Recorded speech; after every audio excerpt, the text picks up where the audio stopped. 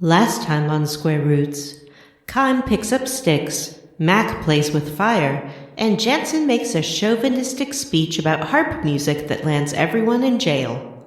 Later, Cook, an actual child, joins the party to search for her brother. Cook, an actual child, is placed in mortal danger every time she fights. Wow, someone nominate Kaim for Grandpa of the Year over here.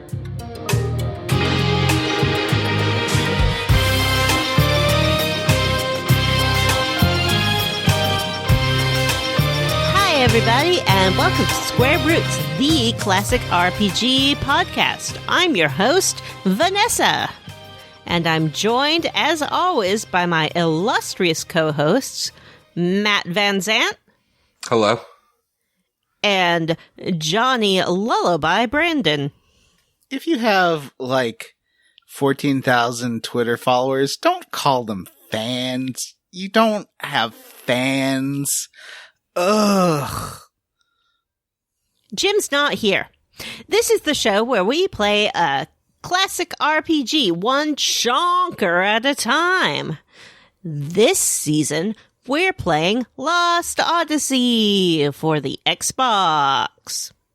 It's because it's everyone's favorite RPG. Fans for their support. Who are you?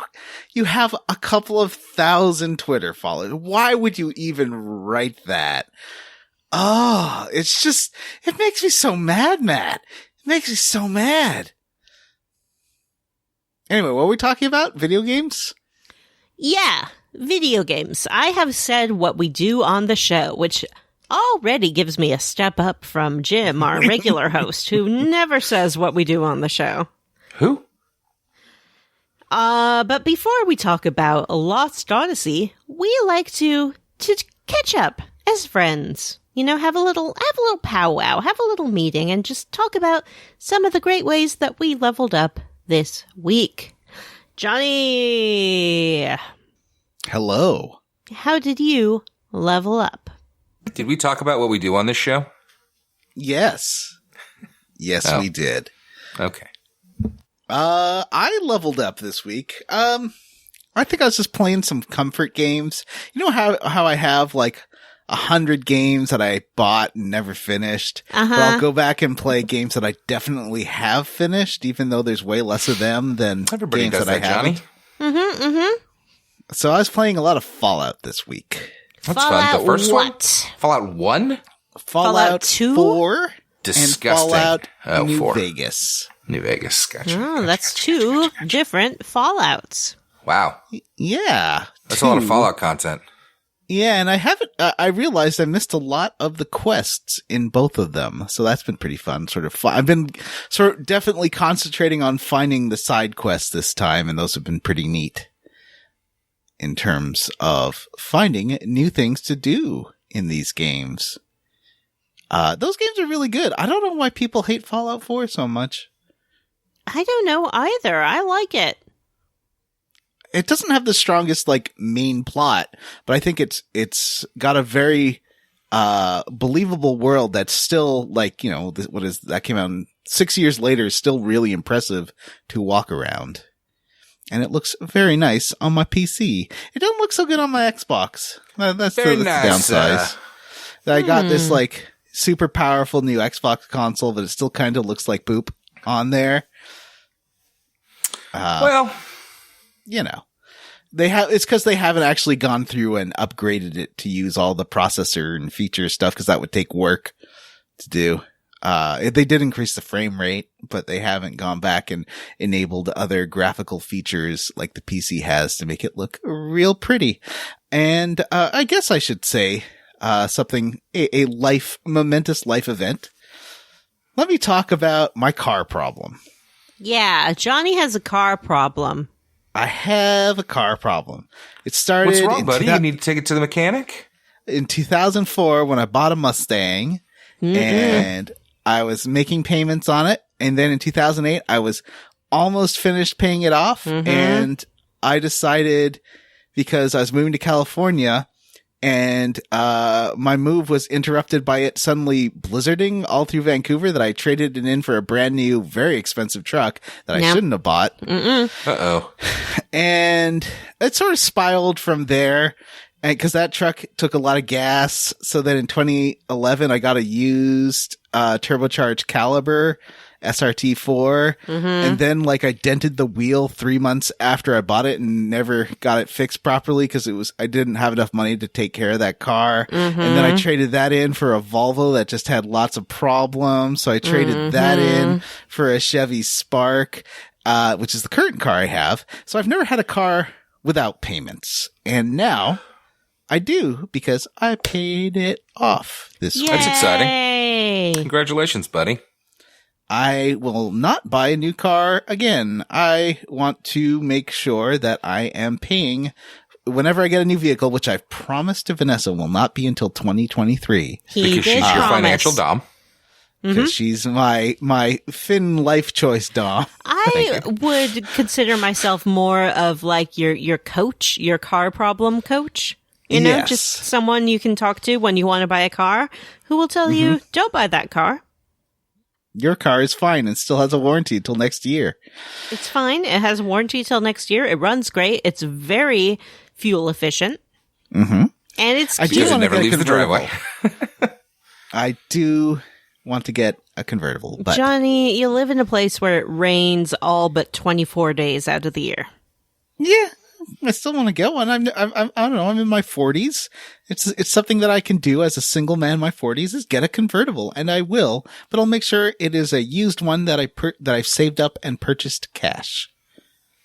Okay. That is my plan. But that is a 2023 thing. Until then, I feel safe and secure knowing that I will not have car payments for a while, perhaps ever. I'm okay with that. Car payments suck. I made a lot of bad choices, and now I'm done with them, and that's great. So We've that is all made a lot of bad choices in life. I have tons of student loan debt. Put that in your Vanessa notebook. I went to college. And Matt, are you gonna contribute a bad choice to the group here so we don't just feel like we're hanging out to dry? He's shaking his head. You don't need to know my business. He's made I'm no on this bad podcast. choices. Is that a bad decision enough for you? Whoa. I'm crabby Sick today. I'm sorry. burn. I'm crabby I think we're too. all crabby. Yeah, Yeah. we're all one. crabby today. It's late. I was like, I've been going at it since like 2. I was out What? last night. Tired. going at what? Life, John. Why don't you ask him how he leveled up? Maybe he'll tell us. How did you level up, Matt? Hey, do you two listen to music? Sometimes, often I'll listen to a podcast rather than music, but in That was a fact, yes or no question. yesterday I felt very musically inclined, so I listened to quite a bit of music rather than my regular slate of talking shows. How about you, John? I do, yeah. That's cool. Me too. And right now I'm listening to a sweet new album from a rad solo artist that I'm a big Sweet? fan of. Named Is it sweet? Well, the man in the back is better his eyes are as red as the sun. I've been listening to a great new album by a fantastic solo recording artist that I'm a big fan of named Marina, formerly Marina and the Diamonds. And Marina has a new album out called Ancient Dreams in a Modern Land. And it's fantastic. I don't It's think I've super ever good. heard of Marina. She's like a Welsh recording artist, you know? She played Deanna Troy in Star Trek The Next Generation. Oh, that's right. That makes sense. So when she's not performing in Star Trek The Next Generation, she has been recording a sweet album under the name Marina called Ancient Dreams in a Modern Land. And it feels very political for Marina. She doesn't usually do political songs, in my experience anyway. Maybe I'm wrong. Maybe she's got a ton of political anthems out there. Anyway, great new album from Marina. And if you like listening to music, you should check it out. It's pop. It's like pop music. I don't know what else I would call it. Track 1 is George Bush's Bad. Track 2 is Repeal Dodd-Frank. Yes. Track 3 is Term Limits Now. Mm-hmm. Track 4 is nationwide congressional district redistricting, according to like an algorithm. Track and not 6 is who wants a job. That's the full gerrymandering. name Don't of the track. do it. Yeah, those are companion tracks. So Vanessa, do you want to contribute here? I guess my favorite track is just Term Limits. And also, it's interesting because the track is actually called Infinite, but then in parentheses, it's the Supreme Court of the United States should not be a lifetime appointment. Yeah, Oh. that's a good What one. about Fillibust In Me, brackets, I don't actually like the filibuster and it should be eliminated. I actually found that kind of derivative of Infinite, interestingly enough. Like, I like them both, but I don't think they both need to be on the same album. Well, and the track does have a secret track. If you let it keep going, the album has a secret track. If you let it keep going, it will play on track 45, Winner. Oh no. yeah, which was quite the shock I didn't twist. say what it was about. I just named the song, named the title of the song and the track number. That does explain the second to last track of the album, Q is Right, and the real president will be inaugurated in August. Q was right. Yeah. Yeah, remember that track. Q was right. Everyone thought anyway. it was about John Delancey because, you know, her Next Generation bona fides. Yeah, that's what it's all about. I also wanted to quickly talk about a cool show that I watched, which is Loki. Did everybody else watch episodes 1 and 2 of Loki? I did, You know- I did. Low key, I haven't been watching it. Okay. Well, I won't spoil anything, but it has been super fantastic. It's got that fun, mystery, what the hell's going on-ishness that WandaVision had, though it feels a little less baffling. And it's drawing stuff from the comics that's exciting, but could go in different directions. It's fun. It's great. It looks great. The acting is great. Owen Wilson's great. Tom Hiddleston, great. I think check that out. it is my favorite sort of the, 3 Marvel shows that have been released. This premise and setting is closest to something I would want to watch a show about, even if it was not a Marvel show. Yeah. You know, I was going to say, does Owen Wilson say, whoa? But then I realized, before saying it, fortunately, that is Joey Lawrence, not Owen Wilson. It's a classic mistake. Mm-hmm. Owen Wilson, of course, says, Bazinga! Wow. I thought Owen Wilson was the one that said, no more gifts or presents or visitors. What about Gandalf? Oh yes, Gandalf, come in. And then the whole book goes. It's a wordy catchphrase, I gotta say. Yeah, it is. You know, it is. It goes on for a while, but I think it really works. All right. Anyway, Vanessa, would you like to tell us how you leveled up? Yes, I would. I Yay. have played 2 separate video games. Video game number 1, Far Cry, I guess 5, white people in Montana. Oh yeah. That game bends over backwards not to call those people fucking Republicans. Well, you know what? I find that it allows me to sort of enact some of my maybe Handmaid's Tale inspired revenge fantasies, like just getting in there and getting them fellers, but also ladies, are involved in this particular cult that you are going to take down. It's the first Far Cry game I have played. I was interested in the premise of it, and then I had read some things that, it doesn't really pay off that well. I didn't know if that's true or not, because I have not finished it. I kind of like it. It has some stealth mechanics, but it seems like it's more designed just to be, chaotic, and that's what I'd sort of heard about the Far Cry games. Has Did lots you of get the bear? vehicles. I haven't gotten a bear. Or the dog? I do have a dog. Or the Puma? I haven't gotten a Puma. Have you played this game, Matt?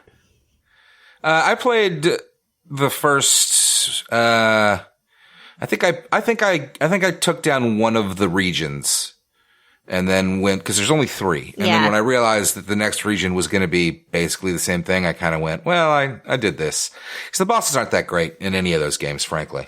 Yeah, it's a little bit repetitive, and it's one of those games where it seems like there are kind of endless enemy spawns in certain areas, and that I tend to dislike because the whole point of this game is like you're liberating this area, so let me liberate the area, you know?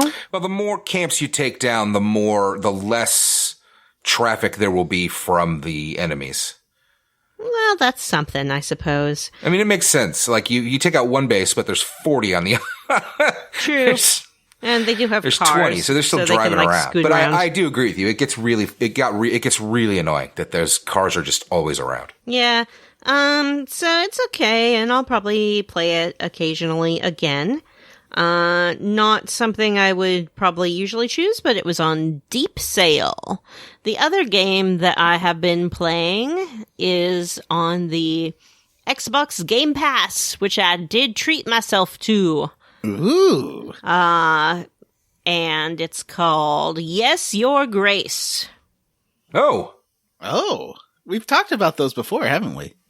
Maybe we have. Time to talk about it again. This is a game wherein you are a king, and it's sort of a role-playing game. And people come to you and they ask you for different favors and whatnot. And then you say yes or no. You decide how much of what you're going to give to them. You allocate your resources. And depending on how well you do, the kingdom flourishes or not. I played one round so far, and I did get kill-defied by the peasants because they did not like me.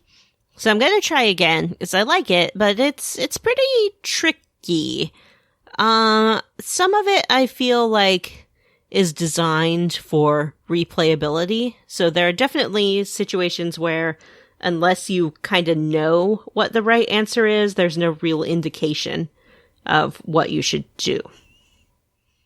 Yes, Your Grace. For the price of free, if you have Game Pass, it's good. And that's how I leveled up. Hey! Wasn't there a lady version of Yes, Your Grace as well? No, that was Rain, right? Oh, no. That's the one I was thinking of. Yeah, there are a few Rain different games that are similar, the similar ideas, and I've played a few of them. This one, it has more of a built-in plot, and especially initially, it seems like there are some things that happen that you really don't have a choice in. Like, it gives you 3 choices, but it leads to the same result, and that I find a little bit frustrating. But it's more of like a story game than a true simulator. Complicated, tricky. Listeners... That's the type of thing that I think is perfectly fine, but I wish that they would just be straightforward about it. Like, don't try to... Like, why waste the time giving us the illusion of choice? If you just want to write the game, write it. It's fine. I'll watch your cutscenes. Yeah, we'll watch cutscenes, except probably not in this that much because it's just pixel art. But it's fine pixel art. Cutscenes. I don't want to watch like a 20-minute pixel art cutscene. I could just read a book. Before we start the show part of the show, listeners, if you're worried about Jim, don't be. He'll be back. The end. Weird to even put the idea in their head that they would need to worry. Now they're going to be like, what's wrong with Jim? What did you do to him? I did not do anything to Jim. He is just tuckered out from a busy week. Send us a picture of Jim holding today's paper, please, Vanessa? No, well, no, because he's not here. If he was here in the Square Roots house, he would be participating. He has gone to his car to have a nap. Okay.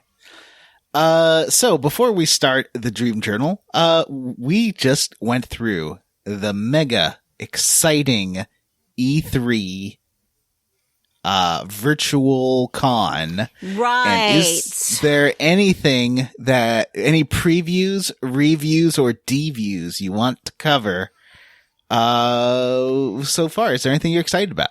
That's my question. Yes.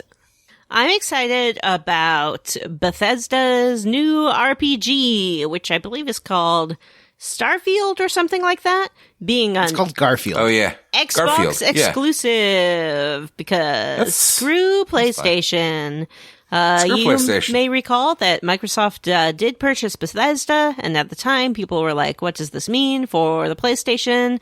Now we know you can't get your Bethesda games on no PlayStation. They don't owe you the game on their consoles if they don't want to. You know what I mean? They put it on whatever they want. Yes, I know what you mean. However, because Microsoft is like, we bought you now, so no more PlayStation for anyone. No more PlayStation for anyone. I mean, that's not what they said. they have an exclusive game from a huge publisher. Sony's got a gabillion of those. Yeah, so, Matt, fuck you, Sony. Adamant defender of capitalism and the free market over here. I mean, that's not defensive capitalism. That's just recognizing reality and how that shit works. So I guess I'll be getting an Xbox by 2022, which I was planning to do anyway, so... We're going to come to your house. We're going to take out your consoles. You get a classic Game Boy only. You can't have my consoles. I'm taking your golden PS4. It's mine now. No, that was given to me by the communism. Good so when you people at grow up, Taco remember that. Bell.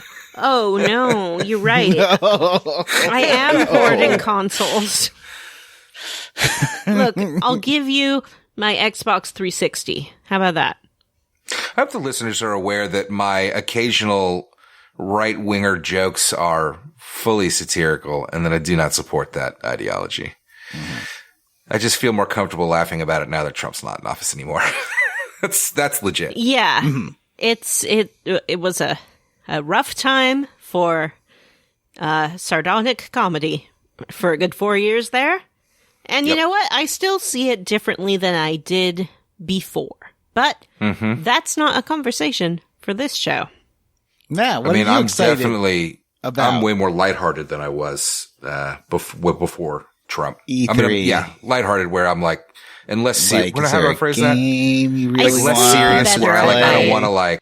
Yeah, I do feel like I just like in general my stress level has gone down, although of course everyone still enjoys event specific stress, but that the sort of underlying degree of unhappiness is lower. Also, as we are starting to come out of lockdown, I hope everyone is still staying safe and taking whatever precautions you need to take. Johnny! To answer your question, Johnny, I was a little kind of disappointed in E3 up until the Nintendo E3 stuff, which I don't even think is E3. Don't they just release a treehouse? Whatever. It was related. Like they're part of the E3 timetable. I thought they weren't anymore. I thought they just released their own videos. I'm pretty sure that it was E3 related, but I could be wrong. Maybe. Anyway, I did get very excited for many of Nintendo's upcoming games. Obviously, the big one being Breath of the Wild 2. I think that I don't know how many times I have to say it, but I'm sure you're all aware by now that is, I think, the best game ever. You haven't played it. My favorite game of all time. I'm talking to our listeners. I love it. So Breath of the Wild 2, they had some footage of that, and I was really excited. And of course, there's a new Mario Party coming. Look, I know that not everybody is super into Mario Party. And yes, I understand that it reuses some old maps. I don't care. Well, that's the point of this one. Yeah, it's weird because they were like, it reuses old maps, all from this one game on the N64. So why aren't you just remaking it? I don't understand. But I also don't care because I love a Mario Party. My kids love a Mario Party, and I really like playing a Mario Party with my kids because it's one of those few games that they can beat me in. Yeah, so I'm excited about that. There's a new Metroid coming out. I feel a little less excited about that than a lot of people, even though I am excited for sure. I loved the Metroid Prime games, and I don't know why they're not putting out first-person Metroid still. Why did we just get the 3? We don't get that anymore? Anyway, Was there anything else that they announced that that was exciting? The 2D Probably. Metroid looks pretty good. I thought I that think it does look good. Metroid? And I do love a Metroid. the 2D Metroid. Okay. Yeah. It's Metroid 5 Dread. Yeah. I mean, that's cool. I like that they're going back to kind of the original numbering with it too and being like, yeah, like the Prime games weren't part of the main series. That terrible one was not part of the main series. What was that terrible one? Other M. Hunters. What a piece of shit. Pinball. Anyway, yeah, I'm really excited about that stuff, and I'm looking forward to some other Nintendo stuff that I'm kind of forgetting right now. But I mean, I fucking love Nintendo. I guess I'm a sucker for Nintendo. Wasn't there a Metroid game that was like Metroid Fun Force or something? Yeah, there was a weird. Yeah, there was. Yeah. There's and they also announced a Zelda Game & Watch that'll have Zelda 2 and Link to the Past. Cool. With the clock like Johnny has. It's only like $60. I probably will be buying that for myself. Yeah, they're just fun games to have next to your computer. Yeah. I don't know. They're just cute to look at whenever you want to look at something cute. Yeah, I'm a big fan of that type of thing, so I will be.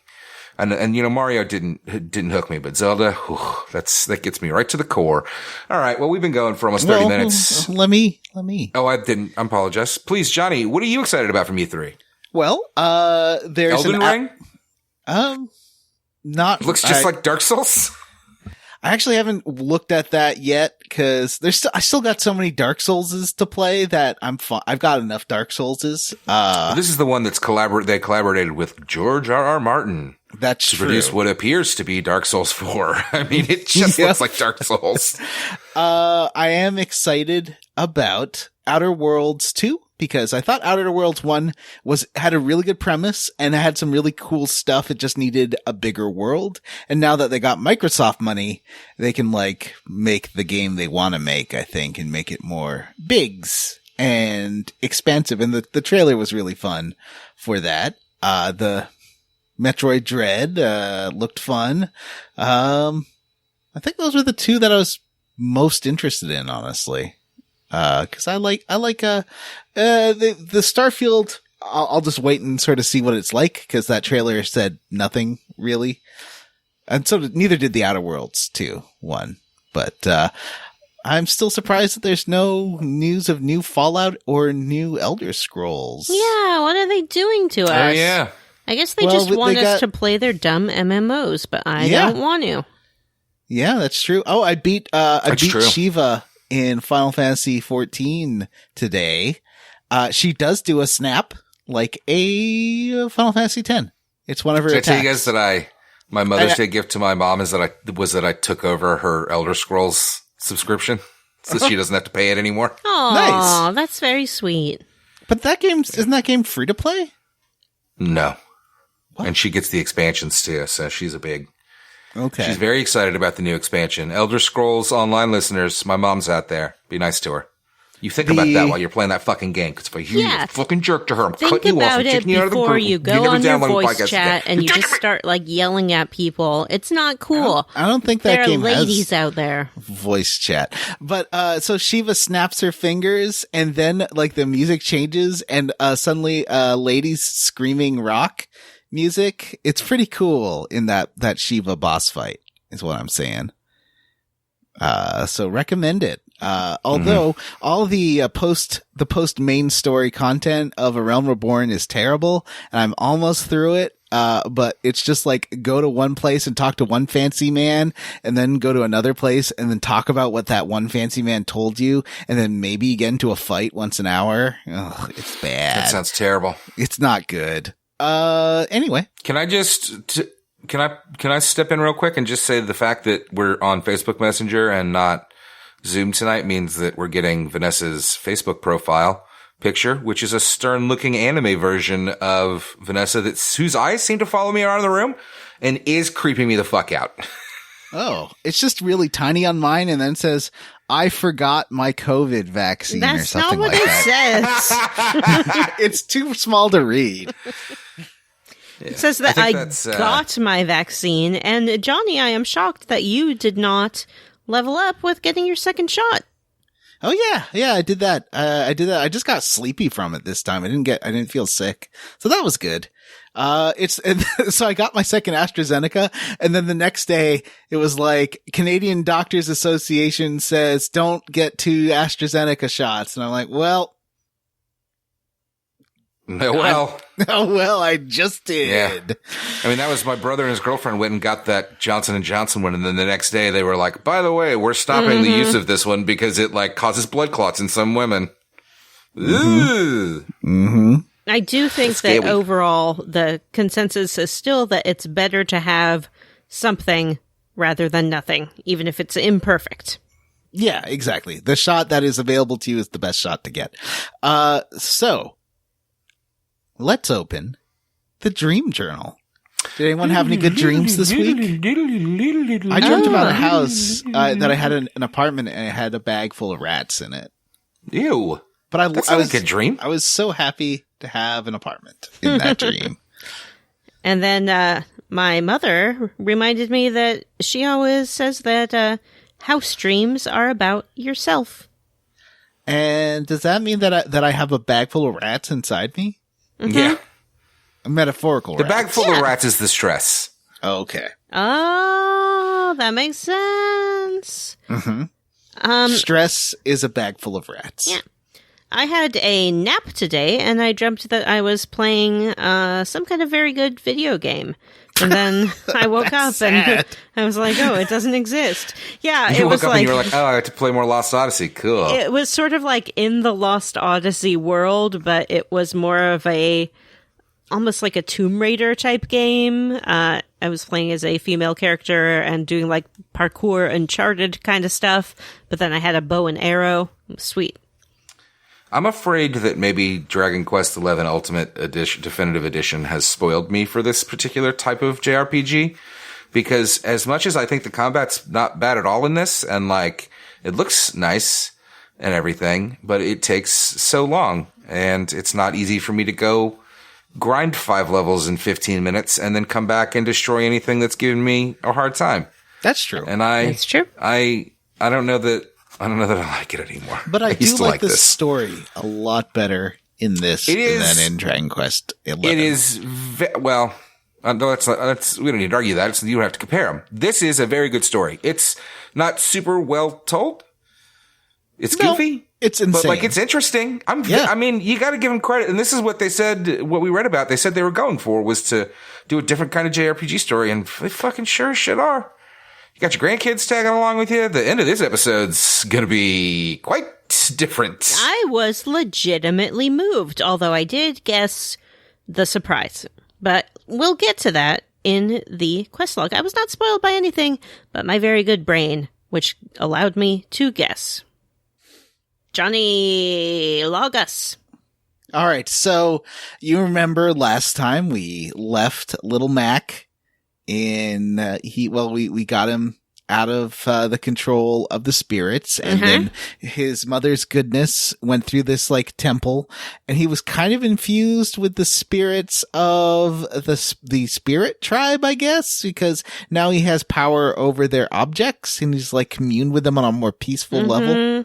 He's always been a little bit different, though, with his banshee voice powers.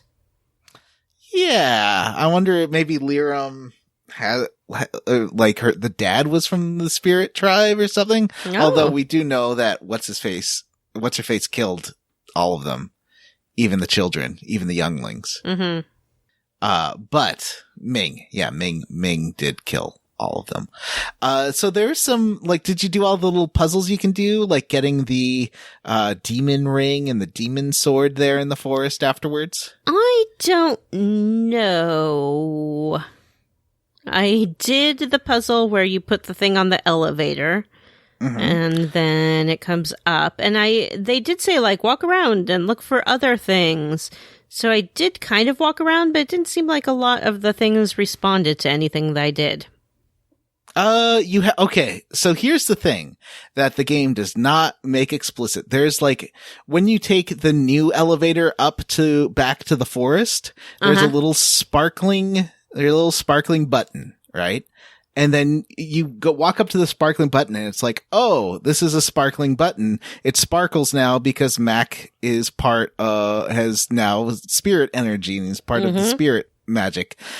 It doesn't tell you that you have to go back and press it again after that cutscene. That's what and I didn't then do. All the things will react to you. Oh, dear. And I think that puzzle that you did with the rolly ball, I feel like that might be something like an endgame thing because it gives you part of a tablet that I couldn't figure out the other side. Yeah, to, so. I think it is too.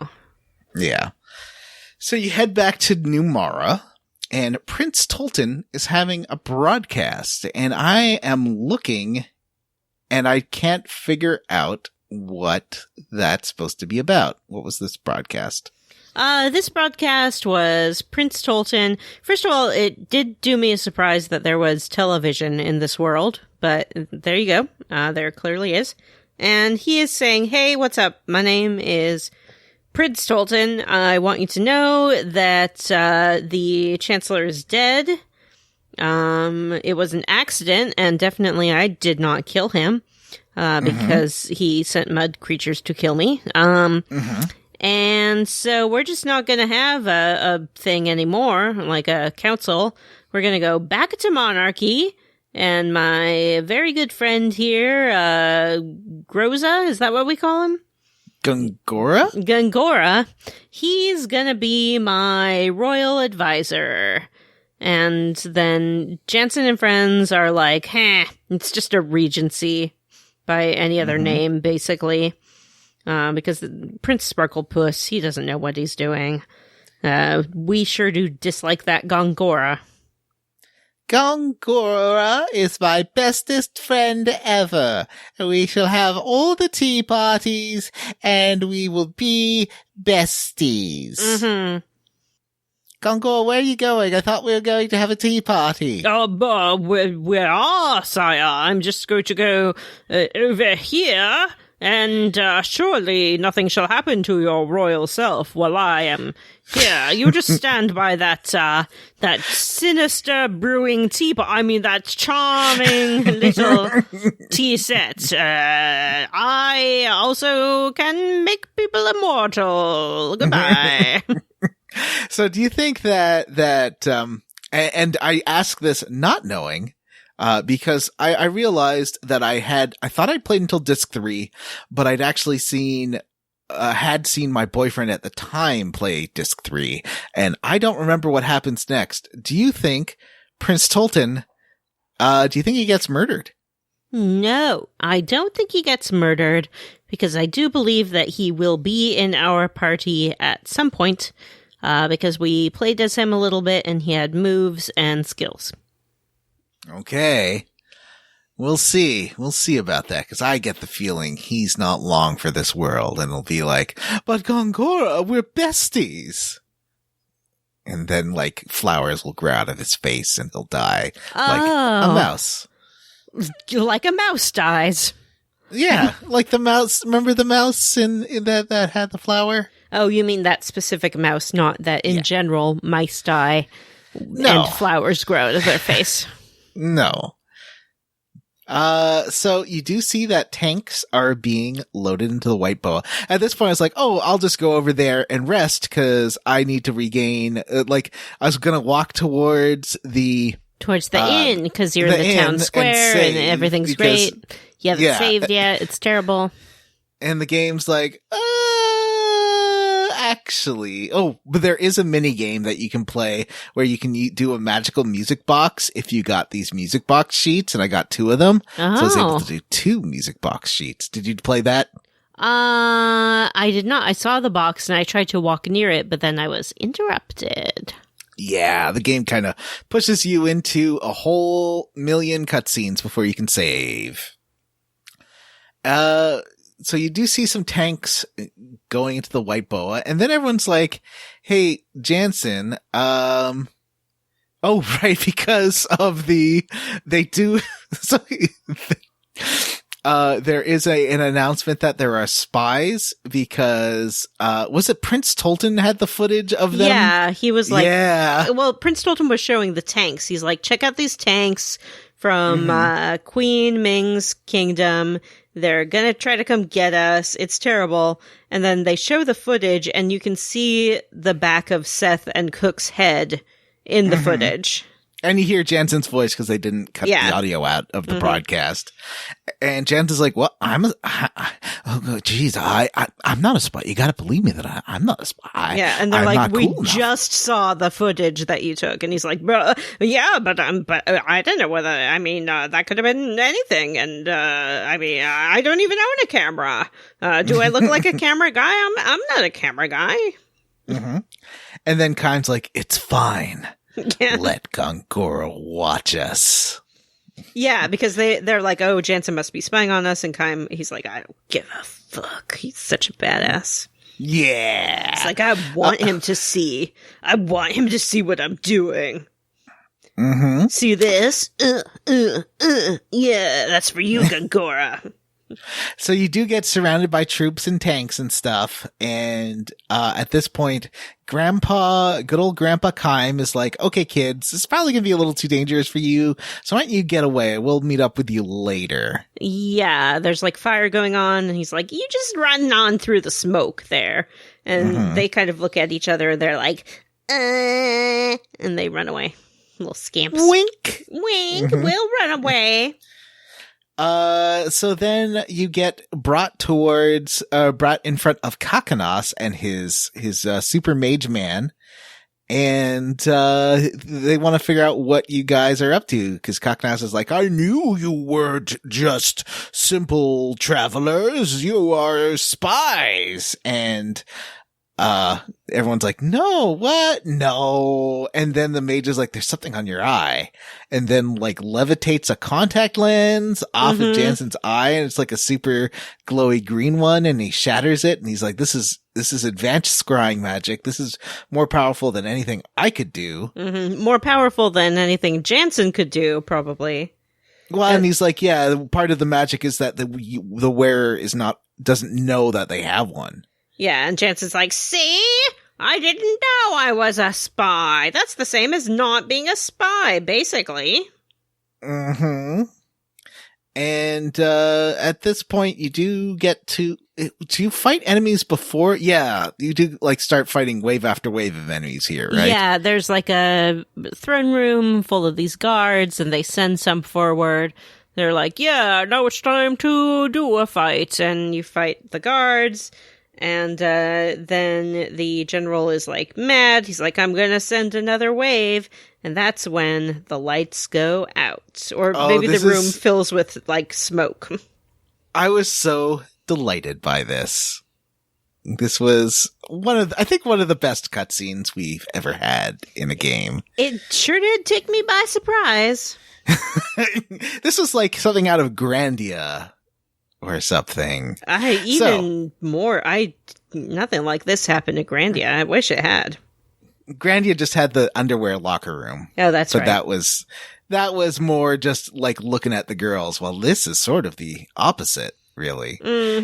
Finally, something for the ladies. There's suddenly a flash, smoke everywhere. As the smoke clears, all the soldiers are there in their bloomers. They have like identical frilly puffy bloomers. They have identical frilly puffy bloomers. They all sort of like try to cover their crotch area, and they're like ruh, ruh, ruh, ruh, ruh. Except for the general. Kakanos? What's he wearing? He has first of all, he has sort of longer special bloomers, and then he does have a brassiere on. So because Jansen's like, "Do you borrow that from your mother?" What was this? Was this just like a what? Well, I can think of two explanations for this. Okay, let's hear them. I can think of three, I bet two of yours are the same as mine.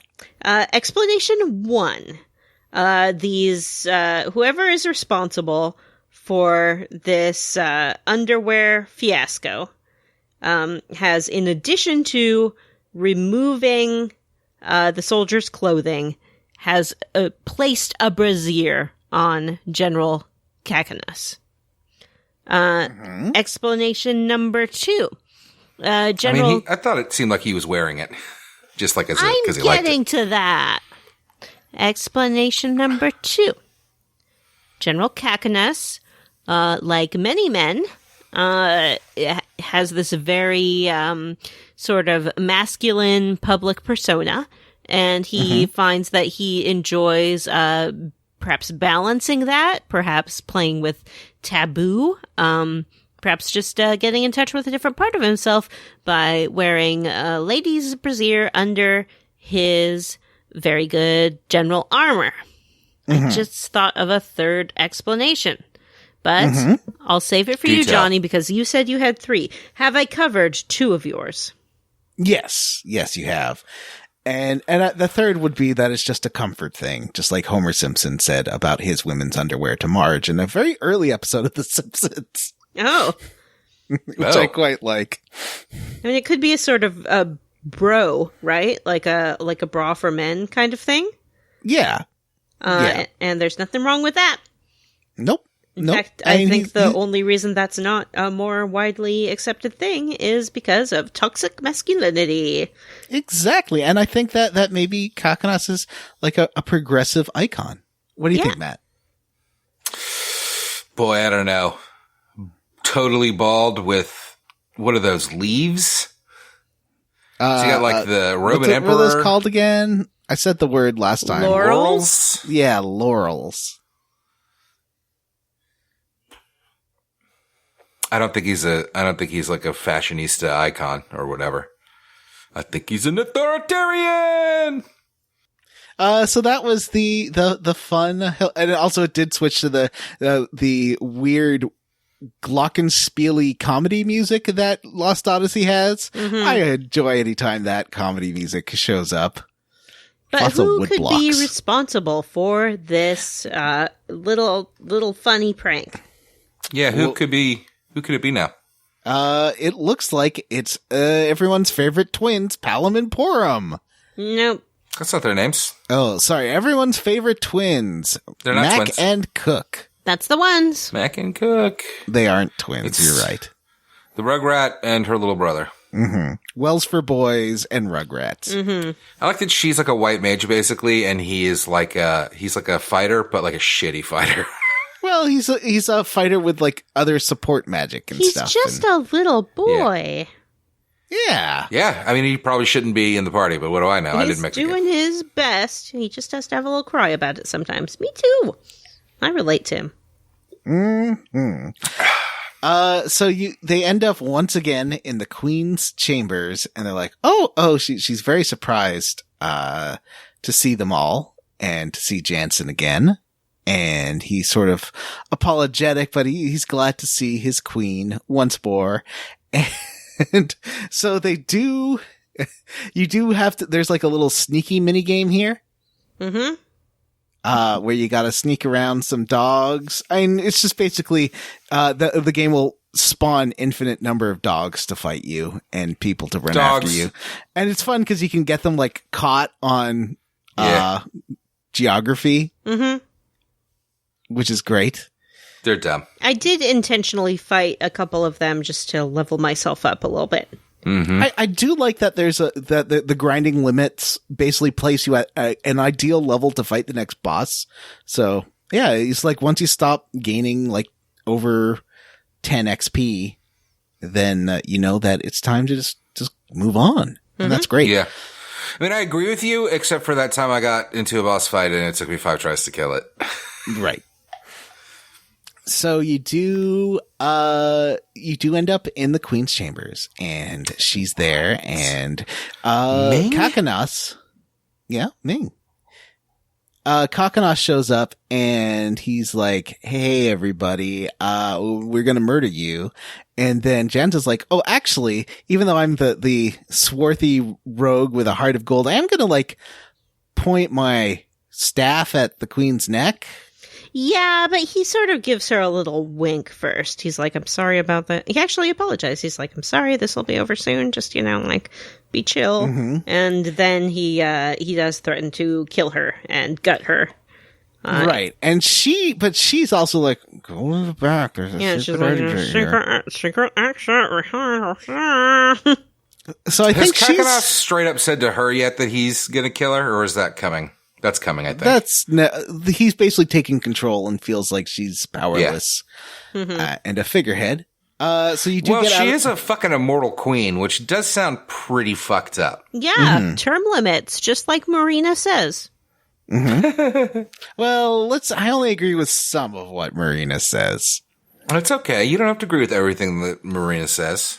We get it. You're Canadian. Our progressives are your conservatives. Blah blah blah. Oh, but we don't have our Senate's a lifetime appointment, which turns out to be problematic. Oh, I mean, so does the situation we have here, you know? I mean, all it really needs, term limits are just another check amongst the checks and balances that I think would rewrite this country. We've eroded our checks and balances too much, and people can just be as corrupt as they want in the Senate and the Congress, and that's bad. So you do get out of the palace, and that happens with lifetime appointments too. A tank shows up, and it's General Kakanoss's little tank, and he's so mad at you. He's so mad. Yeah, he's Can we just call him by what we all know we call him in our heads, which is cock and ass? No, I call him like General Diaper Pants or General Muscle Man or really General Gender Fluid. General Gender Fluid. Yeah. And he does have a little tank. The tank is, I think, maybe the easiest boss. It seems like the bosses are on a downward slope of difficulty. Agree. Like, there was no challenge to this fight. Well, yeah, you're getting more skills now and stuff. And more party members. I don't know if I had it here yet, but yes, more party members, but certainly like power hit and combo change up the way that you Did you fight. all get... Though I still find that the combat is like overly long, not just because of like the time it takes for the animations and stuff, but because things just have more health. Like, I like to be able to one hit a monster. You know what I mean? You know what I'm talking about? Yeah, I do. And Kaim and what's her name are just not strong enough. Sorry, Johnny, go ahead. This tank has like cock and ass. two tanks, two like power tanks that absorb magic energy to power up. One is like this blast with a fun little view of like I guess you'd call it a second person view where you're looking at the enemy looking at your characters and then shooting a big blast at them. And its other attack is doing a hit and run, which is not cool. No. Don't do that. And you can basically, particularly not on my heart, baby. You can take the power out. You can destroy the cannon reservoir, and then you can destroy the gas tank of the tank, and then the tank's a sitting duck. It's pretty fun. Yeah, I took that cannon battery out fast because I did not want to get shot. And then as you take these different elements, run over, or you might get shot. Exactly. As you take these elements Unlike out, that famous Sublime song, I often do have to battle with my bulletproof vest, except by bulletproof vest I mean armor, because... Is that the one where he talks about his 15-year-old girlfriend? No, that's Santeria. Okay. Also, it's not like a true story. It's like a story of like kids meeting. It's not meant to be like a life story.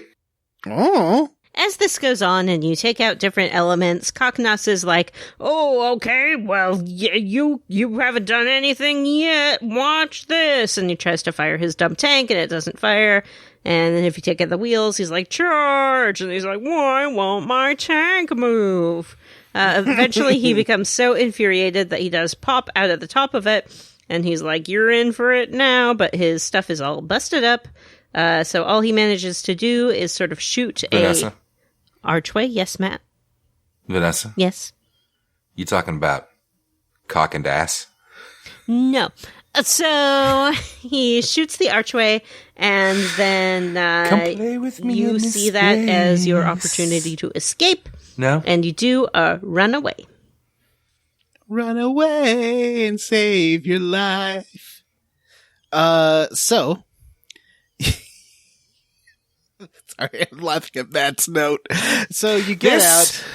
You get out, and then we get a cutscene where, like, Ming hears from Cook and Mac that their mom is dead, and she's like, oh, she was my best friend, and it's the stupidest thing I've ever heard. These people lived out in a fucking shack in, like, a ghost town, and their BFF was the queen, who apparently was just like, cool, die alone out there, fucking friend of mine. She sent people to help. There was a note about it. It's like Ming is going to send all the best doctors. Couldn't make the funeral. Whole bunch of other people showed up, but I guess she just didn't hear about it.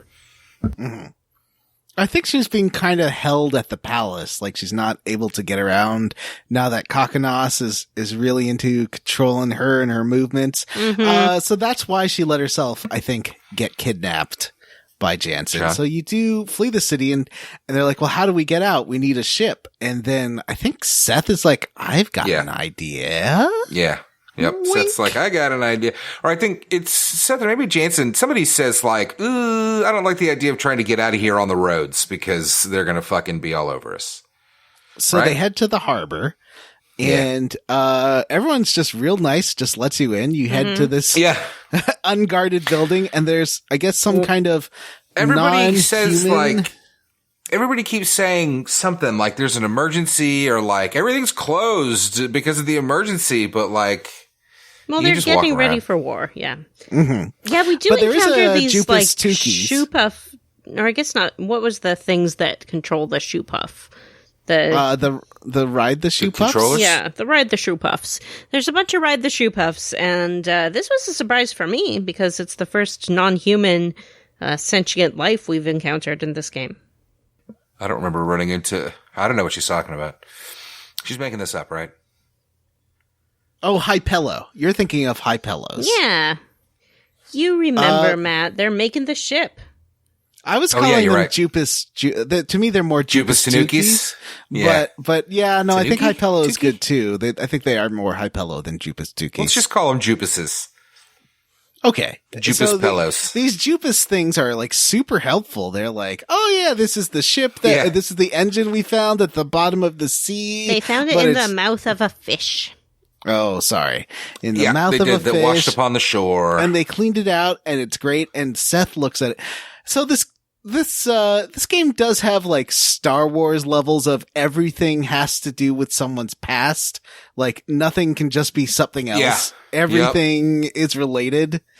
Yeah. So like Seth looks at Edge and is like, I know this. This engine. game is a lot like the Star Wars prequels, which is weird. Yeah, you see, when I was working on Lost Odyssey, I wanted George it to Lucas. be like a poem. So No, this is actually Sakaguchi. Just George Lucas is translating for Sakaguchi. yeah, so I called up my friend Sakaguchi, and I was like, listen, Sak. When you're making this game, what you want to do is make sure every character has a complicated backstory, and everything they encounter, be it a metal robot man that's like a butler, be it a sword, You know, George Lucas, I'm gonna have to stop you here, and also push you into our dungeon again.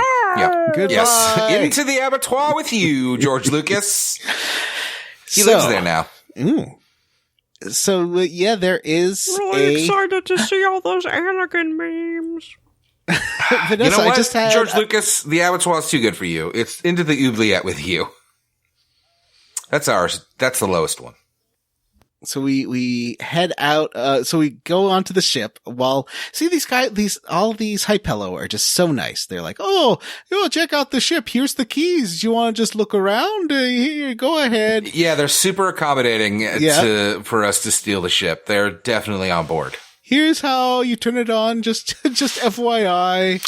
Well, so it turns out that this is Seth's old ship, and so she already knows what to do. It's not her old ship. It is her engine. Yes, That's a good point. Not her old ship. But what was it called again? The Sneaky Boa? The Sneaky Boa. Seth has been talking this whole time about how she's a pirate, and finally she commits some piracy. Well, she does not have memories, so that makes it hard to be a pirate. Is that true, do you think? I do, because how do you know how to be a pirate if you don't have any memories? Well, what if you weren't a pirate before and you lost your memories, and then perhaps the lack of context that provides your empathy makes it easier for you to commit piracy? Not all pirates are evil monsters. There were plenty of, like, working for the government pirates. Privateers. That, probably were evil monsters, but that's still piracy. Anyway, hi, pillows. We get on the ship and we get to control it. We get a ship. This was a It's surprise. true. Yeah. I don't remember this game have the slant nose. The slant nose. Oh. Yeah. I like having transportation. Though it still does that Final Fantasy 12 map every time you go to between locations, which is... Yeah, but it also has a world map. And normally I Where? When you're on the ship, that's the world map. Oh, I see what you mean. It's like An overworld. Yeah, I was not expecting the game to both have the world map and the overworld, I guess. Yeah, but you just don't have it. Like, you can't walk out of a city, but you can drive on the water, and I bet you can fly later. Let's be honest. Yes. I can't walk out of a city either. It's too far. I walked out of Las Vegas once to the airport. Wow. That took like an hour and a half. That's a hefty walk. Where were... you shouldn't say where you were staying, but I have a general idea of where you like to stay there, and that is a hefty walk. Mm-hmm. It's actually not that bad, and there's an In-N-Out burger on the way, so... When you are walking around in Las Vegas, if you leave that strip area, it's not hard to find some empty lots that are just straight up sand. Like the sand lot? Yeah, Vanessa likes to go to Vegas and find sand lots to, like, live in. She kind of becomes a sandwich for a while. Not a sandwich that you want to eat, but like a sandwich. Well, it depends on where She you lures go. children in and feeds on their life energies, and then she flits back to Eastern Europe where she vacations, Wow. where she summers. I don't like this anti-witch discourse. You know It's how not anti. many, how Nothing many anti of about our it. listeners are witches? I'm pro. Okay. I'm pro witch. Okay. I guess I did just accuse them of murdering children. Yeah, exactly. We're just trying to have fun here, John. You don't have to fucking PC police me all the Yeah, time. I really do. Do you? Listeners, You I don't. really do. You really don't. Real listeners, I definitely do. It's Not fucking we have John's to PC police emotional both of you, too. burden. Mm-hmm. So now that we got this great ship, if you hit the like go on board button, like I accidentally did when I was trying to figure out how to pilot this thing, because I did just like Yeah, breeze through there's like that a tutorial. cutscene, and I Yeah, didn't get it. You get a little cutscene and they're just like, oh, so what do you want to do now? And they're like, well, we want to find Sarah, and then we're going to go after, cause Ming wants to go meet up with Gongora. She wants to like have a little showdown with him, cause they're like, well, what do you remember? And she's like, well, I know that I lost something. Did you lose anything? And Kaim's like, well, he took my daughter from me, so I'm pretty mad about that. And Seth's like, yeah, he took something from me and I don't quite remember what. And Ming feels the same way, that she's got like, she's still regaining her memories, and everyone's like, it'll take a while, but you'll start getting it back piece by piece. Yeah, and they're like, we're friends, we're comrades. And she's like, we're comrades? So I guess they're sort of communists now? I don't know. I guess so. 'Cause you know those hypercurrents we read about before in one of those documents you find on a bookshelf? Yeah. They are actually what stops you from getting out of this little inland sea area. So the only place you can really go, if you look on the world map, is to this town, the Tosca village, which so I headed straight there. Well, if you go inside the ship, there's a little cutscene where Ming will be like, I will go to Tosca and ask the king for help. Oh no, she wants to go to Goatsea. Oh, that's right. But Tosca's on the way. Yeah, that's right. And you do, to get to Goatsea, you do have to go through the Black Cave in Tosca, but before that, as soon as you moor your slant nose at the little port next to Tosca, Seth is like, I have a memory now. And I thought all these stories were going to be about Kaim. Me and too. about Kaim's perspective. Actually, watch this one. This one was, well, and this one does seem to relate to stories, because most of them are very far removed from the game. They're not about anything really deal with in the game. But this one's directly about what happened to Seth as a pirate.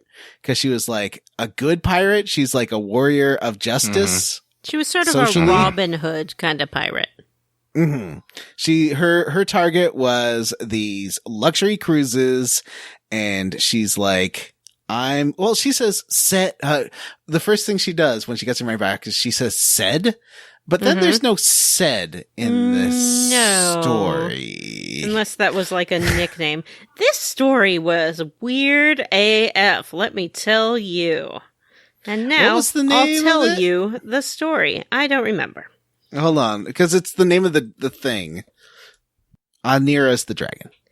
So, Seth was a very good pirate, and then the other pirates got upset with her because she would not do bad pirate things. So they caught her, and she's like, I don't give a F. You can torture me. You can, like, cut me up. I can't die. They don't know that, so I don't care what they do. But then they're like, we know you can't die. And she's like, So they take her to a cave, and they chain her to a rock, and they leave a lantern, and they're like, goodbye. We're never going to come back. And it's very sad and scary, and she is in there, the light goes out, she cries, she's like afraid for the first time in years and years and years, and they do leave her there. Terrible thing to do, certainly a violation of various war crimes, and then she eventually is found by what Johnny described as a dragon. I didn't take that impression from the thing. She is found by something. Some kind of thing that is the last of its race. And it has wings. And it is like, I'm the very last one of my kind. I'm very lonely. She's like, I too am very lonely and also am chained to this rock. And so they decide to be companions. The thing bites through the chains and lets her go. And then they do continue on with their piracy lifestyle together. Yay! Yeah, this is an odd story, and it's a part 1 story, so there's going to be more to it. What does it have to do with this said, she said? Well, I thought maybe said was a nickname, because in the story it's called Anira. Yeah. So, we also, I forgot to mention, as soon as they head out of the Crimson Forest, it does remind Kaim of a forest on a small island he went to called Elegy Island. that was sad. I didn't like this story. They're getting too sad. They're all sad, pretty much. So Elegy Island was about a island where this archaeologist lady's going to, and she's like, oh, do you have any advice for me? Because apparently this island is cursed, and this nation killed everyone on this island. And Kaim's like, yeah, if you hear a song in your head or in your heart, just sing along to it. And she's like, okay, I'll do that. And Kaim remembers, like, hey, this was a super powerful nation that just wantonly murdered everyone just to, as a what would you call that? Make an example of them to other nations, that this is what this army could do. And they could not really put up a fight. And they killed the people on this island who didn't have a written language, but they had a tradition of singing these very complex elegy songs. And as the last of them died, everyone on the island kept hearing the songs from, like, the motion of the wind and the trees and the sound of the rocks. It was like the island itself was mourning the loss of these villagers. And so when she gets there, she's like, she comes back, and everyone else on the tour has gone pretty much nuts from it. But the lady is okay, because she's like, yeah, I heard it. I heard their voices. They just wanted their stories to be told, the truth of what happened here. And maybe this will help start the healing process, which is that was a pretty, I thought it was an interesting story and related a lot to real world stuff. Yeah, she essentially is like, I am a historian, And now I am going to take up critical race theory in my studies. Mm-hmm. Yeah. Not that there's more to history than what is written by the winners. Yep. And that's it for that. So you get to the village of Tosca, and as soon as you get there, everyone's like, "Oh, Kaim, it's nice to see you again. I haven't seen you since I was a little boy." Mm-hmm. And he's like, "Oh yeah, cool." And then they start being like, "Hey, where's Sarah?"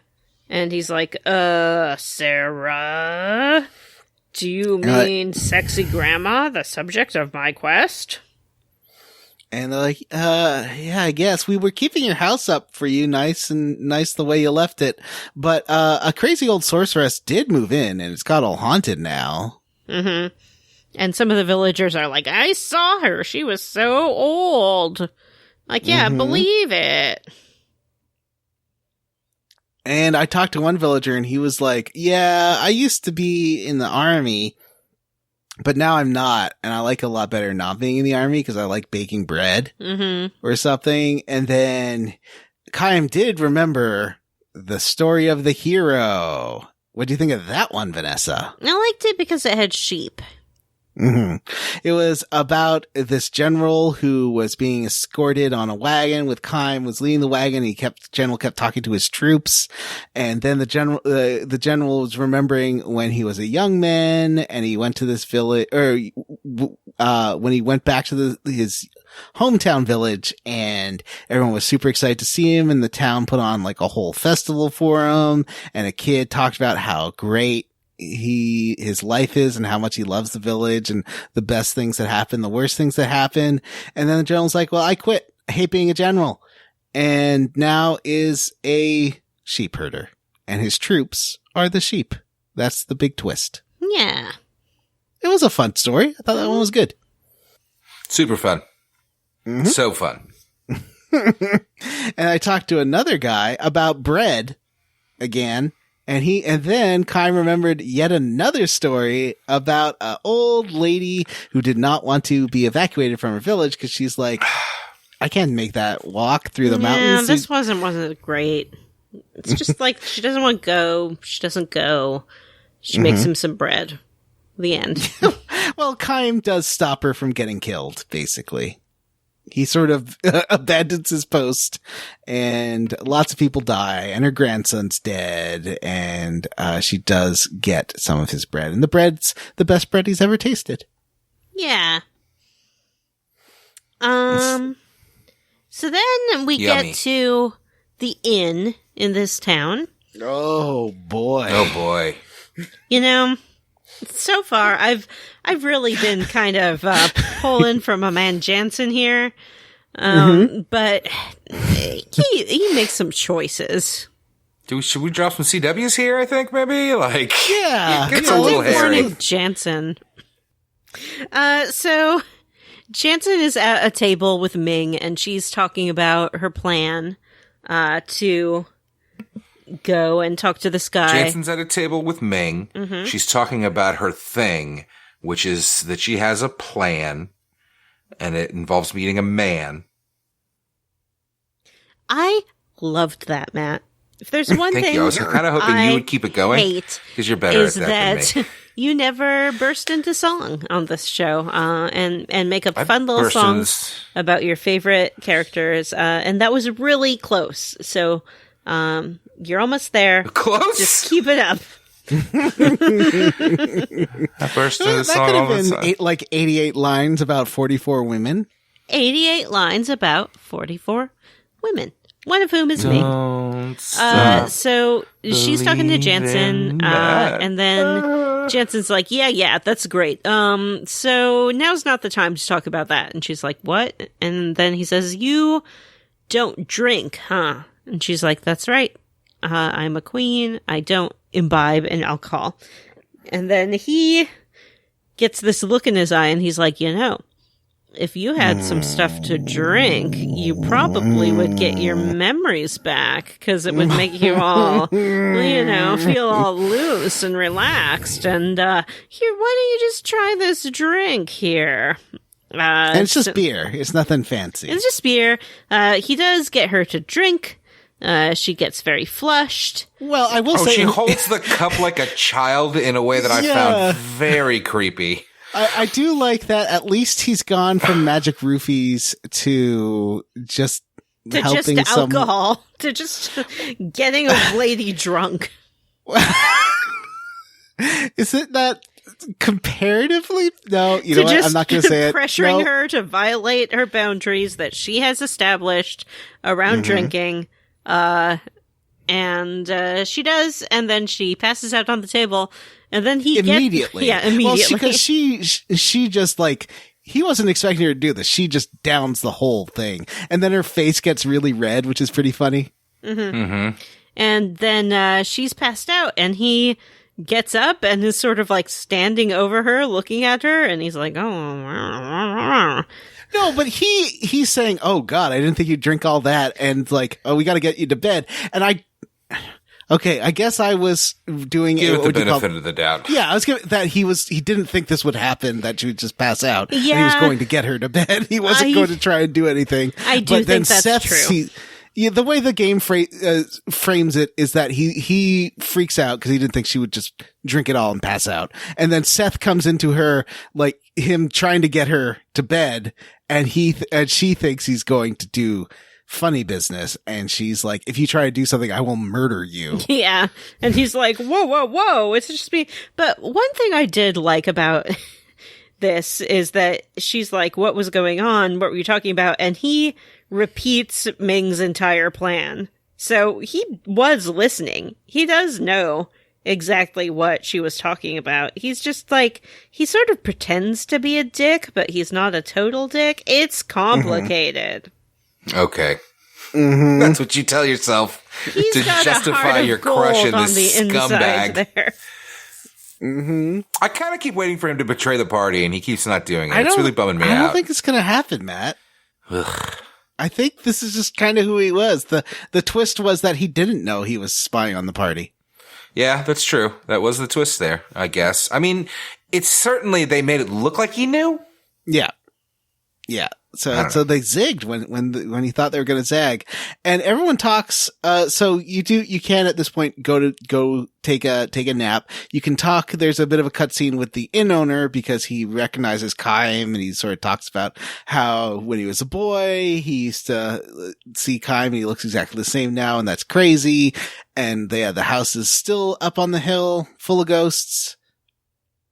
And they say if you want to go to Goats, the problem is that someone's put a big rock in the black cave and you can't get through. And the only person who knows how to undo this magic is, unfortunately, the sorceress. The old sorceress, they call her. Put it there. Did you love calling her the old sorceress. Suspicions about this sorceress? Yes. Okay. I got spoiled trying to figure out where I needed to play to, so whatever. I had suspicions from last week when you told us where we were playing to. Mm-hmm. She heard old sorceress and immediately was like, got it. Yep. Mm-hmm. So you do go to this palace, but before we get there, or not palace, mansion, we'll talk about his home decor. Kaim and Sarah's taste in home decor later. It's weird. It's a weird house. First, let's talk about Vanessa found there's a couple of things. You do unlock a mini game about finding treasures that I thought was pretty fun. I like that one. And then there's also, Vanessa found a side quest here that I didn't. That sounds pretty neat. Oh yeah, but we can save that for your mini game corner because it really is a mini game. Okay. Oh, the second one? I couldn't. Was it the second one?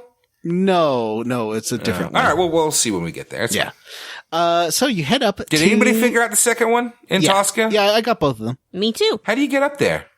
There's a ladder that goes right up there. Yeah. Okay.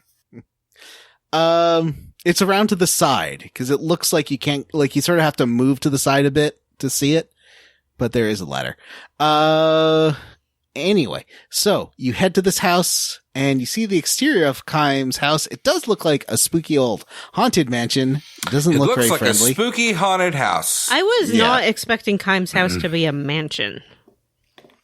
In a way, this feels maybe the most JRPG section of the game. Feels like the most JRPG section of the game so far that we've run across.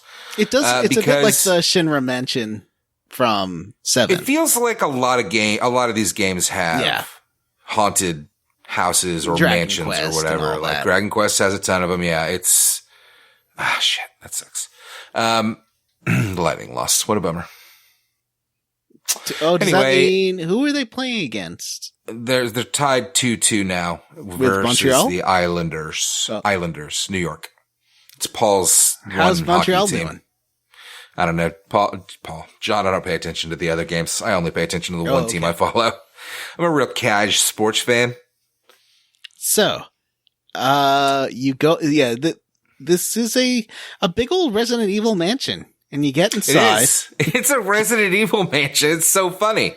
Well, as you go inside, like a ghost of a little girl runs in, and I'm like, what did Kaim do here?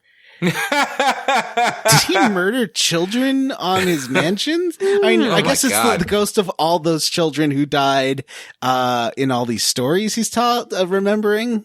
I sort of took it as like an echo of his daughter because she died as a grown-up. Yeah, but everyone knows that the way that ghosts actually work is they're just manifestations of the grief of the living that are left behind. So he if it was thought lyrium, she was wouldn't dead. wouldn't he have realized it was lyrium and said something? Not necessarily. Like, you saw that ghost, right? And everyone's like, "Yep, there's a ghost." Well, that's weird. Let's go inside. We'll see. Maybe we'll find some more ghosts. So you get inside.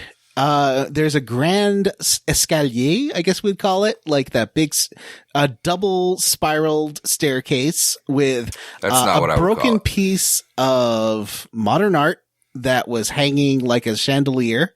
That was like a globe with little bits of, I don't know. It looks very Art Deco. Yeah. What do you think? What do you think of the entrance, the front hall, Vanessa? I like it.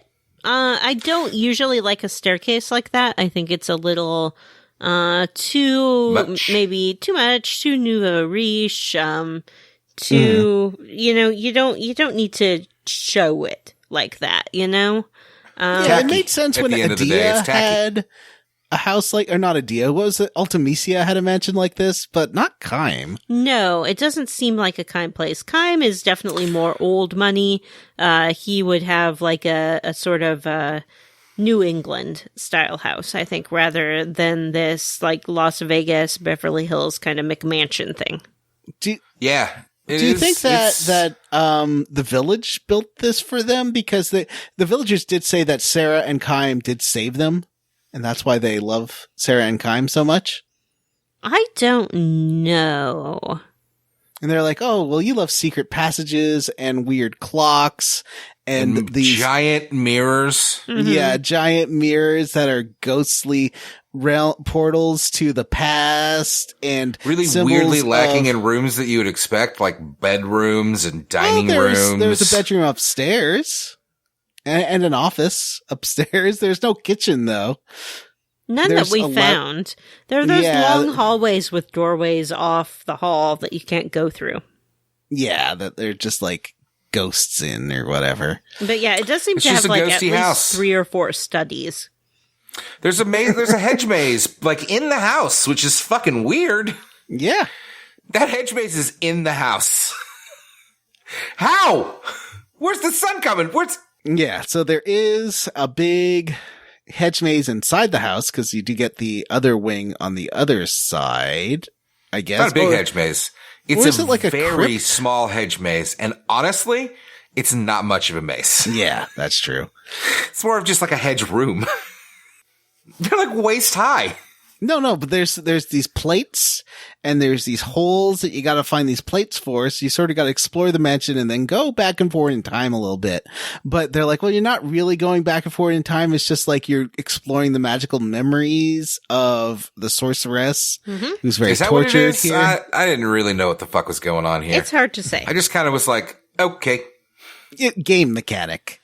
I went back in time, maybe. You go back in time. You can push a But you must go back in time because you can push a statue out of the way, when you come back to the present, you can open the fucking treasure chest that was behind it. Mm-hmm. And, so it must you be go in through one of travel. the big mirrors to get to the other side of the house to unlock the door, etc., etc. The ghost. Is that what happened there? I wondered because I went left and not right. So when I came back around, I was like, I could have just come this way the whole time. I could just walk right in here. You definitely can unlock the door, and the ghost girl is like leading you through this to get to the old sorceress, and eventually you unlock the doors. And you do you have to find all these plates, and then you look at a clock, and the clock is like pointing, and you have to go into these 2 rooms upstairs, and then Kaim gets flashbacks to like working at his desk while his wife is like brushing her hair or something. Brushing his hair. He remembers. Oh, that's right. That's right. His hair. She's great. a real waifu too. Like she's she's like obsessed with him. It's weird. So she's kind of this nerdy, she's got like a pretty nerd thing going on that I like. Mm-hmm. And she got I don't glasses. know. It feels very like, it's not like a pretty nerd thing. Like that's her gimmick. She's got huge anime lady boobs, tightly pressed against a very tight shirt, but she's got glasses and she's like a fucking anime librarian. Mm-hmm. She's a sexy anime librarian. Yeah. It felt too much to me. Like, you know what I mean? Do you guys Do you like know what I having mean? your hair brushed, Matt? What hair? When you had hair, What are did you you like talking having your hair No. brushed?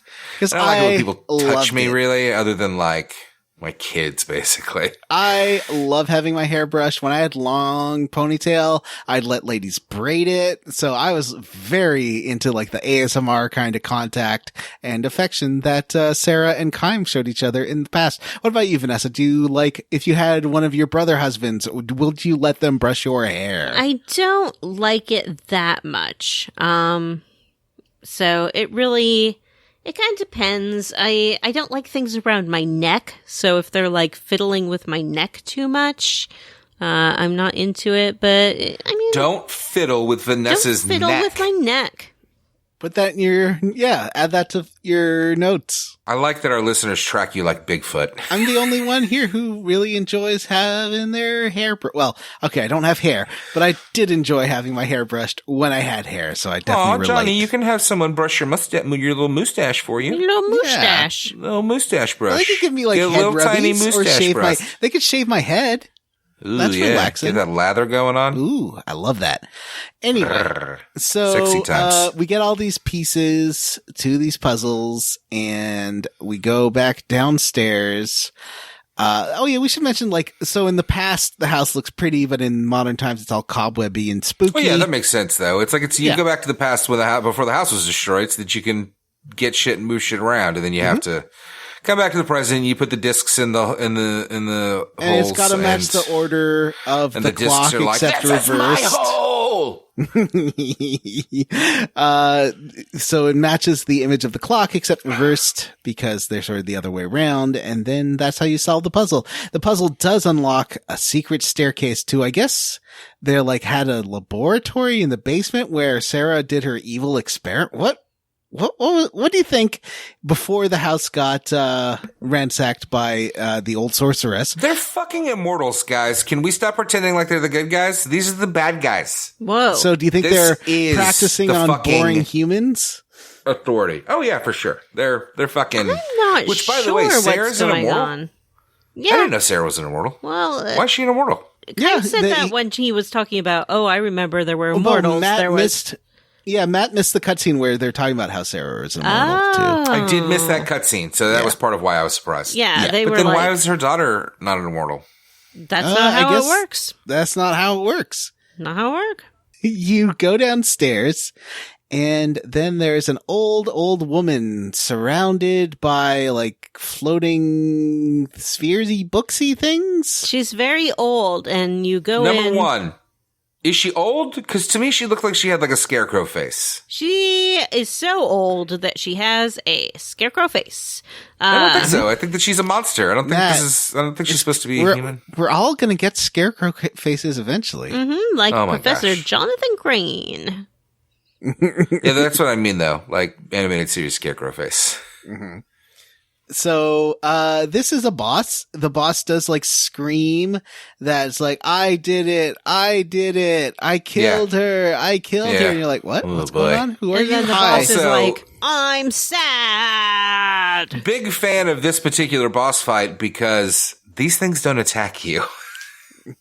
They only attack the old, so you quickly get into combat because the sorceress is being attacked by her own magic. Yeah. And it's like draining her. But spoiler alert, can the sorceress die?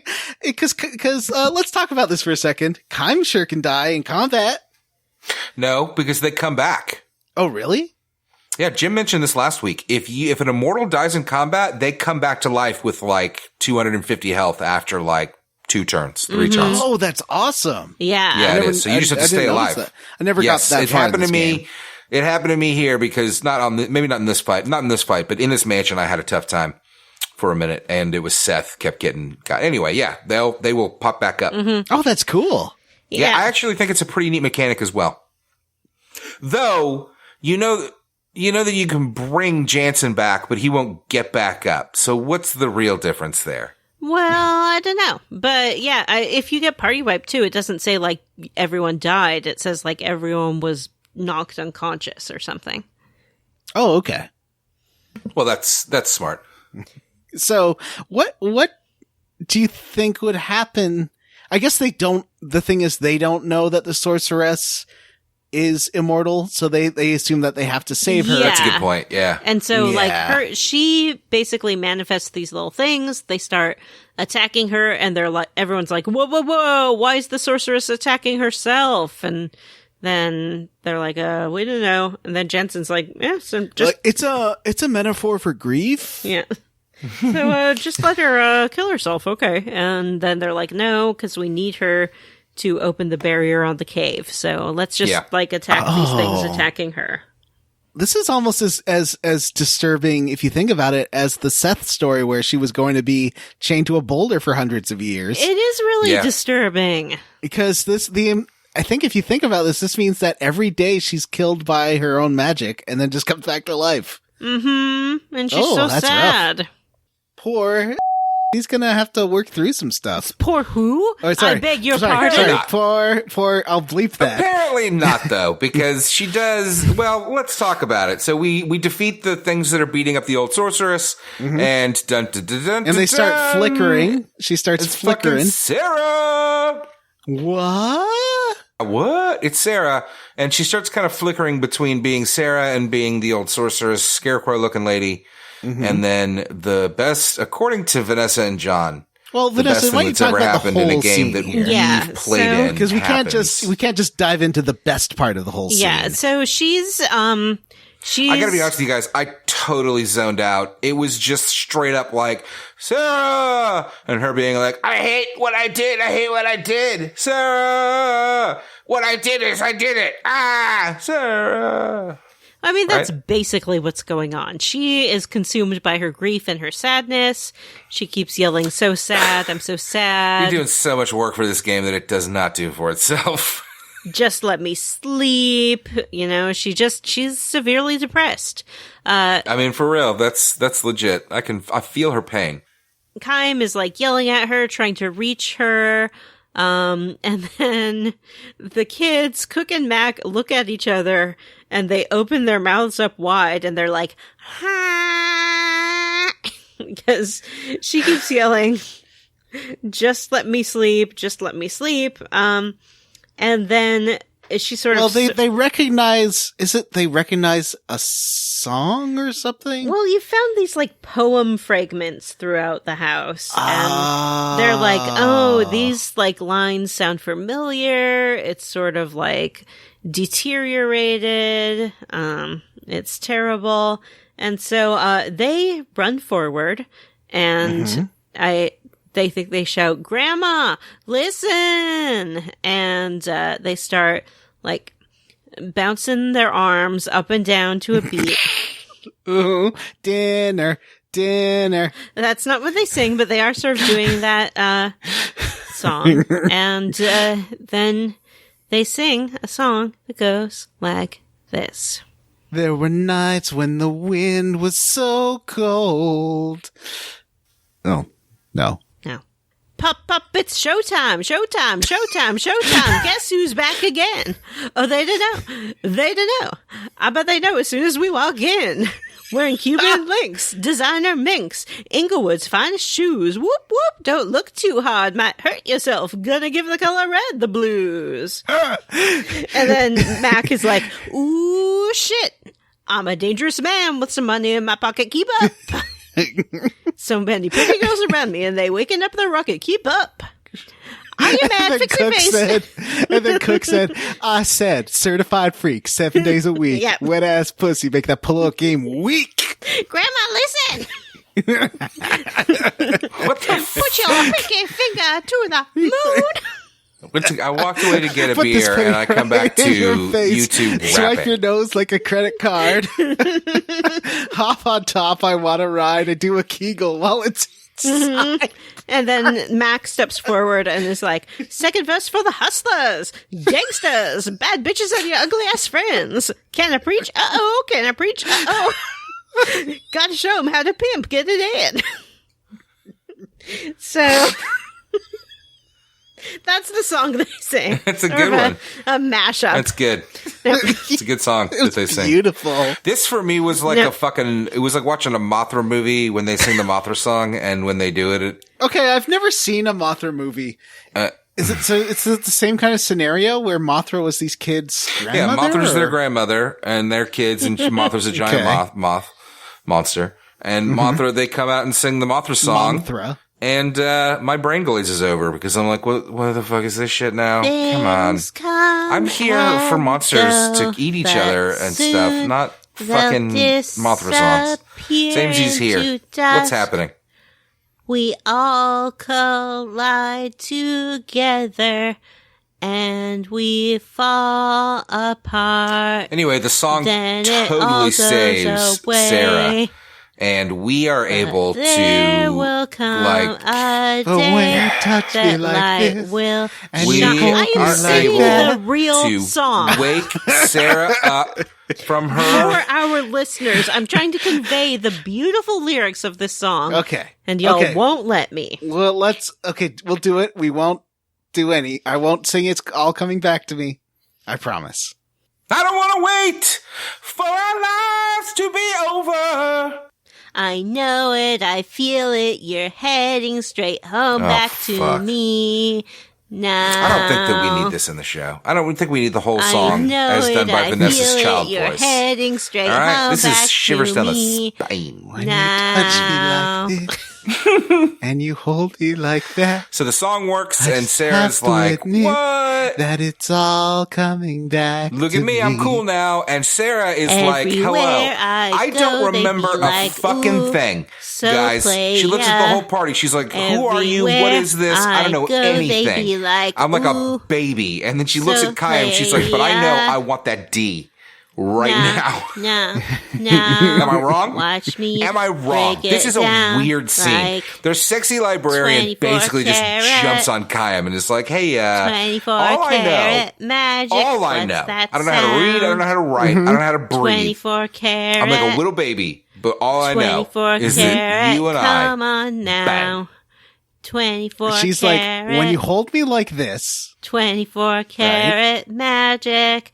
Don't fight and you touch the me like that, I just have to admit, Invite all her the memories are coming John, back I to need her. you on my side here.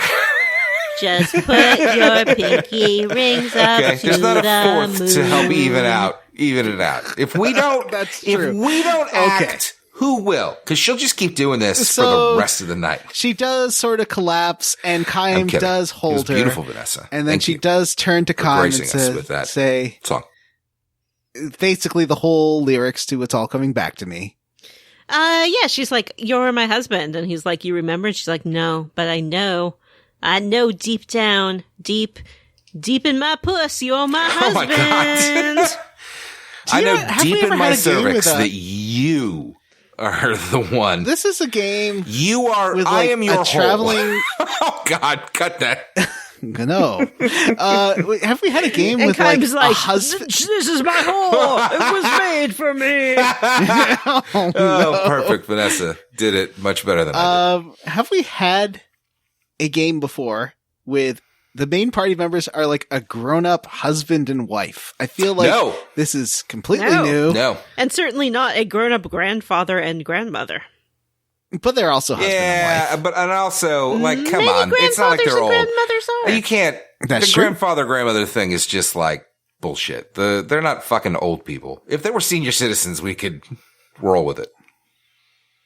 Yeah, so I liked it. I actually found this kind of moving. Not the song that they sing because it's like a dirge, and it, Yeah. it It's seems a tuneless, rhymeless dirge.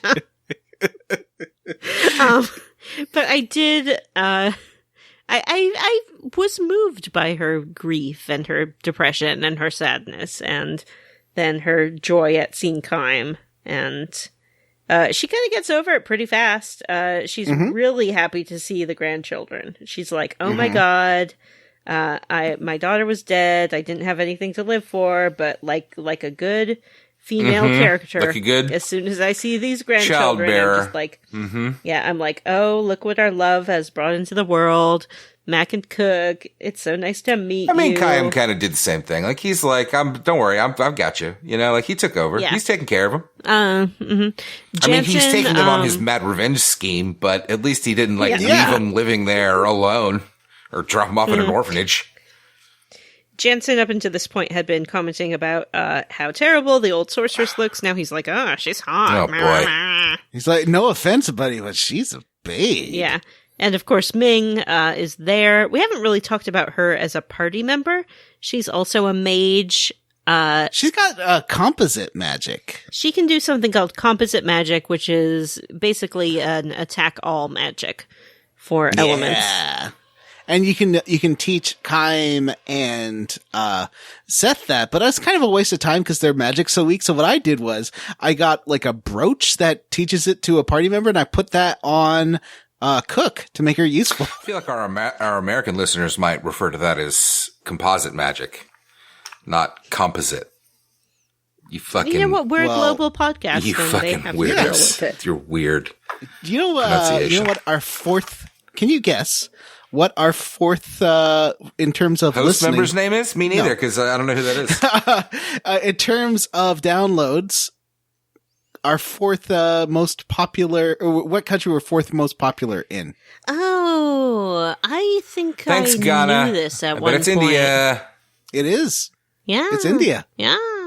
I think it's cool too. I just watched, here's how I leveled up this week. I watched season 1 of Indian matchmaking, but it's about matchmakers in India who also work in the United States, matching marriages. And it's interesting. They talk to a lot of couples who were successfully matched that way.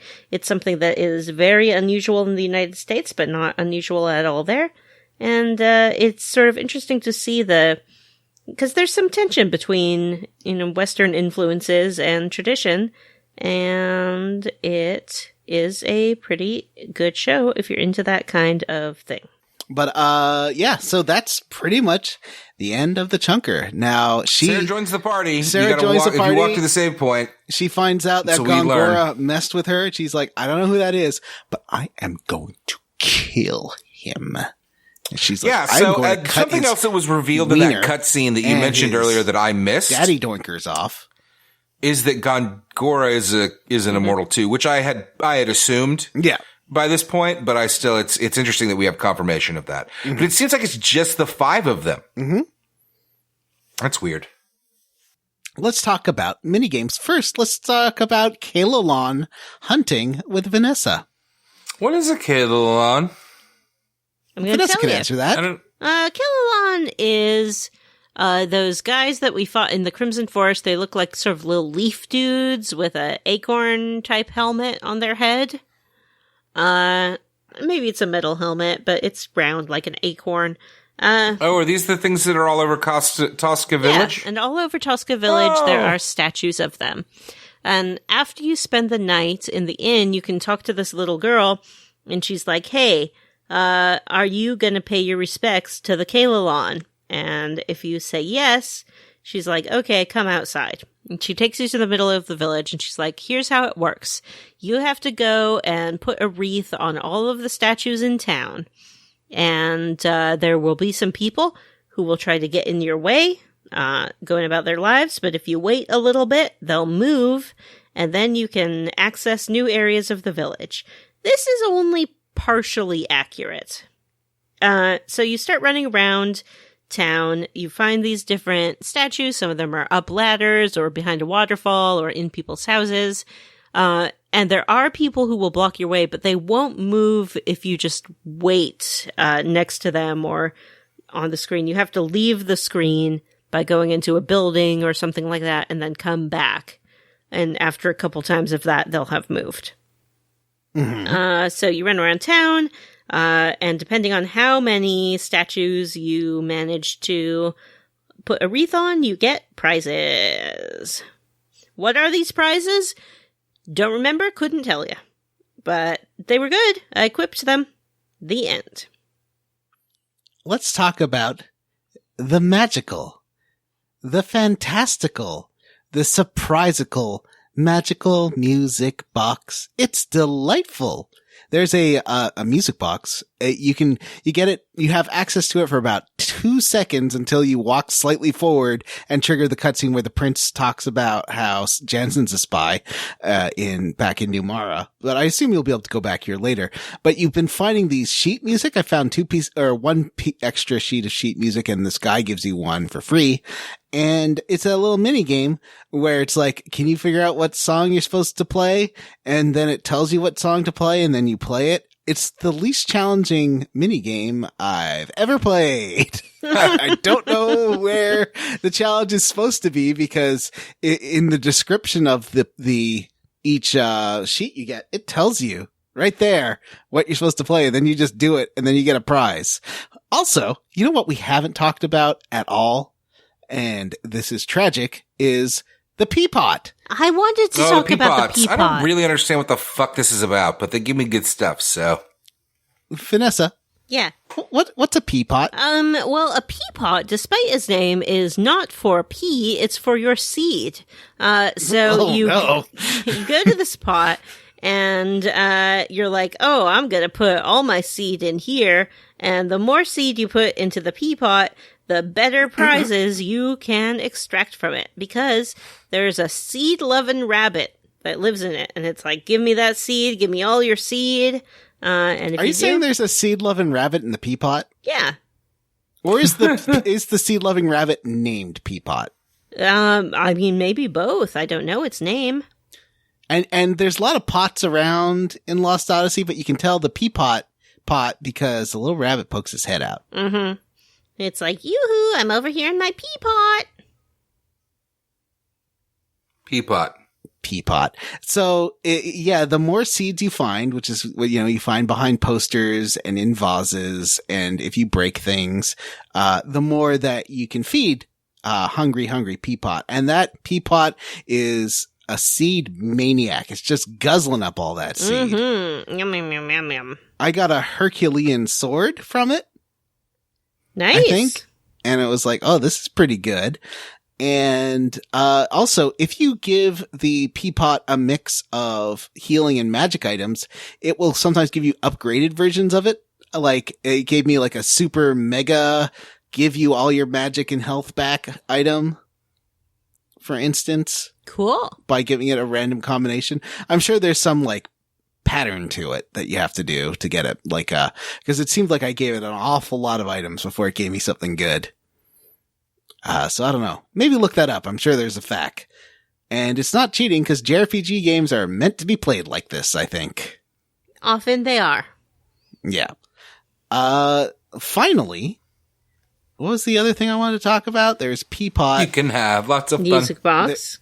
There's music box. So there's one more thing. Treasure hunt? Yes, treasure hunt. So in Tosca, there's 2 treasures you can find. It gives you like little hints about them. One is right by a statue of a Kalalon up a long ladder. And it does like go bing, bing, bing when you're near it. And then you press the button and you get there and you get, I don't know, you got something good. But the other one, the one that's to the south, they show up as little icons on the map, little targets on the map. And, this one I found by going up a ladder on the side of a shack.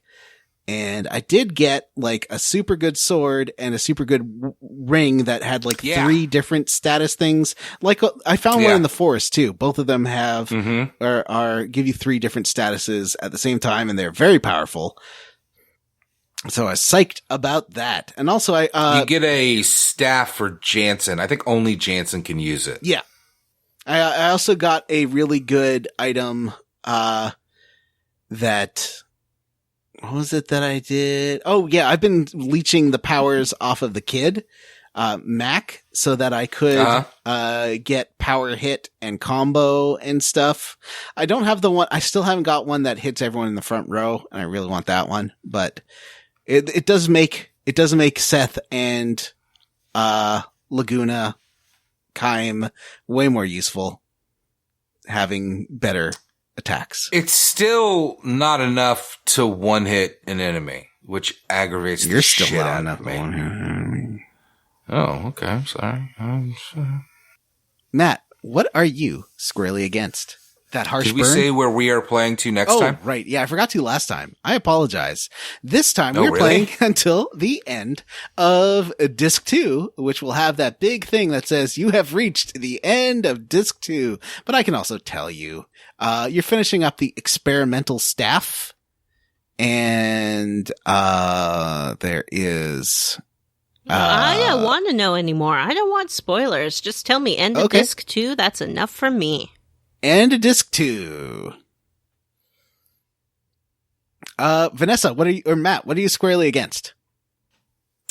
I'm roundly for the old sorceress's mansion. This was a fun little diversion, and you get a new party member out of it, which is cool, always. But it also, whatever. It's like I said earlier, it reminded me really of truly of like a JRPG, whereas a lot of this game has been just slightly different enough. Anyway, it's fun. So, Haunted House for the win. Vanessa, what are you squarely against? I'm squarely against plying a woman with alcohol when she has expressed hesitancy to drink under the guise that it will allow her to get her memory back, when your real plan is in fact to lower her inhibitions to the point where she would consent to physical activity that she would not consent to sober. Where's the line between getting someone drunk and drinking with someone?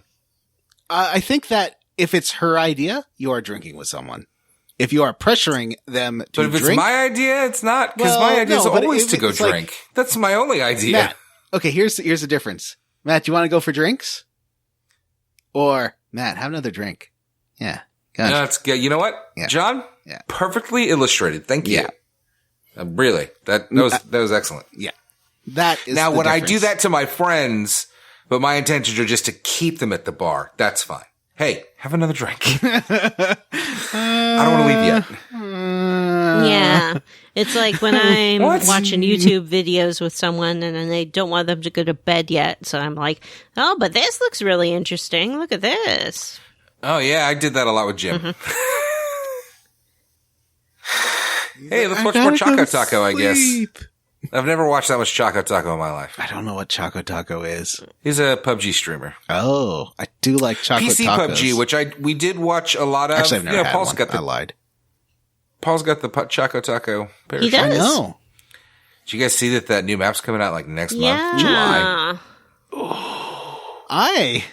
Why don't you ask what I am roundly for or squarely against there, Vanessa? Johnny, what are you roundly for or squarely against?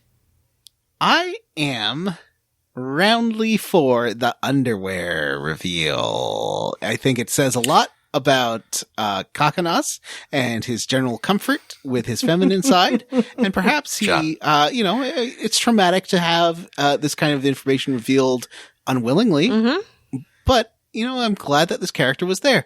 There is a certain stereotype that muscle men are gay in Japan.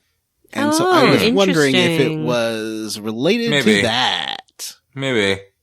I mean, I've certainly seen some gay muscle men in my day, so I can't say that they don't exist. Yeah, for sure. Hopefully that's as far as they'll take that little joke, because so far it seems harmless, but if they keep going at it, we might have a problem. That's true. Hey, what do we do next? Next, Vanessa will see if we have an email. Yes, we do. This email is from Marcus, and it's called Lost Odyssey Grinding. Oh, boy. When It's you still have you sent to the access group to- and we're like, this is word salad? What? What? Yeah, it is. When you have access to Numura still, you can grind silver keylons to do some grinding for levels and skills. Save first and use magic to kill it before it runs. The Spirit Magic Gamble is the best spell for this. I received this email before I had the Spirit Magic Gamble, and I did not understand what this is saying, and I don't understand what Nomura... Oh, I guess Nomura is the land. Yes, Nomura is the land. Yeah, we don't We have don't have access access to to it it. anymore. Do you have Gamble? Yes, I do. I haven't used I it don't yet. think I have though. it yet. I found Yeah, You you guys may can have find played it further than me. in the Crimson Forest, I think. Oh, shit, really? It's Ooh, either in I the may have missed Crimson that. Forest or it's in that area where you're running around from the guards in the palace. It's one of the two. I'd say I'd go back and find it, but... Oh, I'm maybe sure you later. can buy it from a shop. But thank you very much for that tip. Oh, yes, you can buy all the spells from a shop at the end of the game, I think. Is that this one? Yeah. I think so. And listeners, if you have not left Nomura yet, grind on some silver keylons. They're like the silver slimes from Dragon Quest. They're very good for Real original experience idea. points. Sakaguchi. All right. Well, we have a Patreon, and for $3 a month, you can hear every single bonus episode we've ever made. Like this month's mysterious Vanessa bonus episode that I'm very excited this month for. is Vanessa is going to spring it on us at when we record, which is going to be super fun. I hope that she does something interesting with it. I'm sure she will. I have faith in Vanessa and her creative abilities. Yeah, me too. Wow. Me too, for sure. Well, thank you very but much. I want to impart upon her that the pressure is on. I don't feel pressured. Ta-ta. Oh. The For pressure's on. $5 a month. You get to vote twice a year. Woo! It's true. We have a vote coming up here pretty soon, but we do have 2 games after this before the Yeah, vote, I I would think. call is that what we pretty agreed soon. on. It's like 3 months from now. All right, well, it's not pretty soon. Yeah. We don't have a vote coming up soon, so lower your donation to $3 while you can. Cut We that. won't blame you. Don't worry, it's fine. As another thank you for being a patron, no matter what you give, we will give you a little shout out at the end and say thank you. And this time, because Jim's not here, we each have 50 names to read. Whew, boy, what an embarrassment of riches. And I get to go first. I'd like to thank Still Just Kaim's Unguarded Kidneys, Nick, Briegerth, Wash in the Wind, Wedgecoon, Gage Lasharite, Jeremy Schreffler, Florian Jonas Kramer, WWE Mike G, Kevin Walter, Aiden Marriott, Every Vanessa's Mom is a Precious Treasure, Jason Timms, Isaac Wright, I Am Immortal, I Have Inside Me, Blood of Kaim. Not Kaim, because that's not how he spelled it. So that is not how they spelled it. So that is Kaim. Go Cry Wolf. There's just Kaim everywhere. Do Good Recklessly. Fish Punching for Justice. Chris Pignac, charitywater.org. Maybe check that out. Sergeant Spaghetti. Vanessa's Renegade Cheese Plate. Matt Newland asks, do you want 2 CDs? Which CDs? No. Nope. Metal Gear Solid 1 in 2021. John has bullied me into that. Andy Smith, Adam H., Lauren Prince, Justin Ham, Andy M., Jake Dickerson. Vanessa's mom has a song to sing to bring you out of your dark prison, and it's beautiful. Ari Kapovara, Brian Pitt, Tyler Crump, Jay, Icy Wieners, Robert T., Ron wishes his dad speedy recovery. Oh, I hope your dad's so do we, okay, Ron. man. Yeah, we all do. Jonathan Ellsworth, Marcus Harnsberry, don't forget to fill the peapot with your seed. I'm only doing this to vote for Kingdom Hearts 2. Well, we're glad you did. Andres Rivera, Sean, autistic people can speak for ourselves. Thanks. Ally, Hudson Roth, Joshua Bennett, and Eric Garby. Andrew Linehart, Ross Hartley, Josh, and Julio are the cutest. Chris Ryan, I'm the Knopford, cutest. Anthony Orbison, Hexagon Jameson, Solomon Wagner, Michael Crawford, David Pascal, Sean Walsh, Jack Mizell, Tracy, the Borg Queen, George Brady, Cameron Joey, Found Iliad. I guess that's not Iliad, is it? Yeah, it is. It's Found Iliad. Oh, okay. Instead of the Lost Odyssey. Oh, I get it. I get it. It's a zinger. I was like so confused because I was like, why would one of our listeners be referencing the Iliad right here? Is this someone's name? And I just only saw it as Iliad because I'm so freaking cultured. But no, it's them who is cultured. Adam Zimmerman, Citrus C. That was a good zinger. Dr. Fine, say everyone's name. Jethro. You know who else is bad at games? My mom. DP 2099. My mom's not bad Ian at games. Frederick. The Ben with 1,000 years of hats. Porch lost Odyssey to PC. Gosh darn it. Welcome to Cute Boy Jail, Honk Honk, Cyril the Honk Wolf, honk. Aaron Bachman, William Westgod, Sean Gonzalez, Robert M. Pullum, Zachary Train, Tyler Petty, Carson Clark, Ryan Miller, Sexy Grandma's Boy Toy is Megan Sullivan. A chili dog that you don't know is a chili dog. When performing The Stranger, is it technically Stranger Danger? Nathan Poirot, Matthew Casterline. I'm Commander Squall, and this is my favorite store on the garden. Rolled Earth, Miguel Torres, Armin Hammer, Paul Bursch, Matt is roundly 4, Ming's roundly 2s. Me too. Wah wah, wee wah, and Grey Code. Listen, let's be real.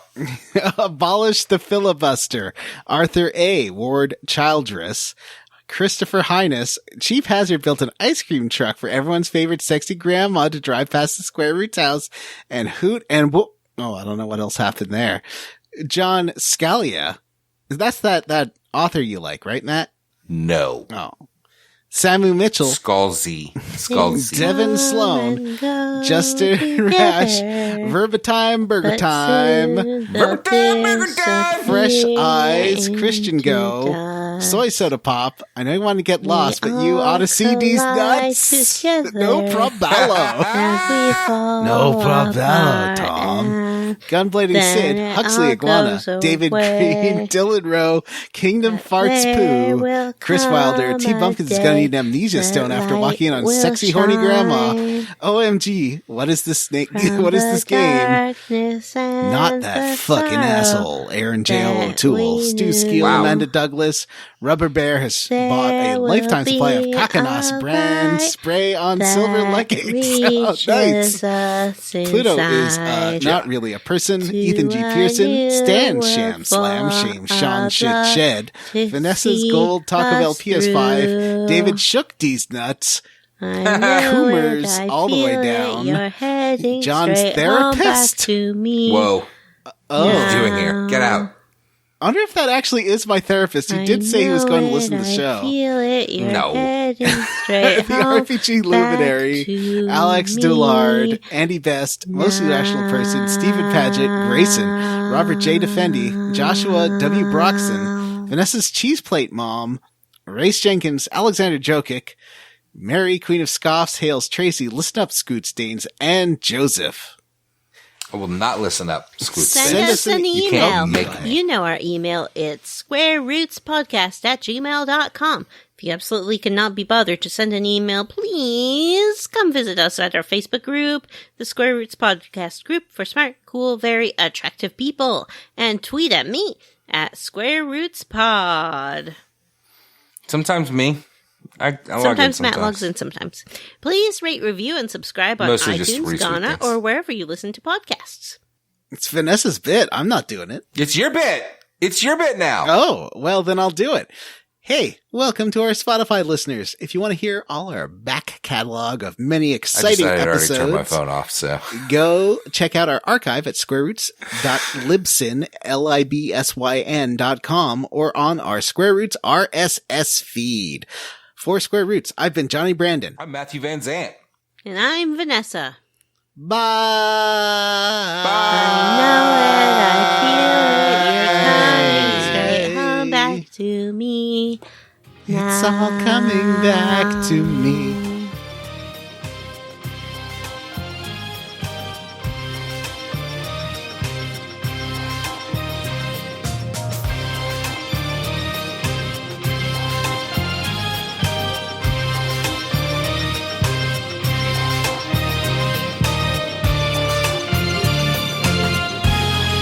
Quite a bit of music rather than my regular slate of talking shows. How about you, John? The question was, do you like music? The question was not, do you like music? The question was, do you listen to music? What? What's my question? Who? So, For the third time, the question is, do you listen to music? I do, yeah.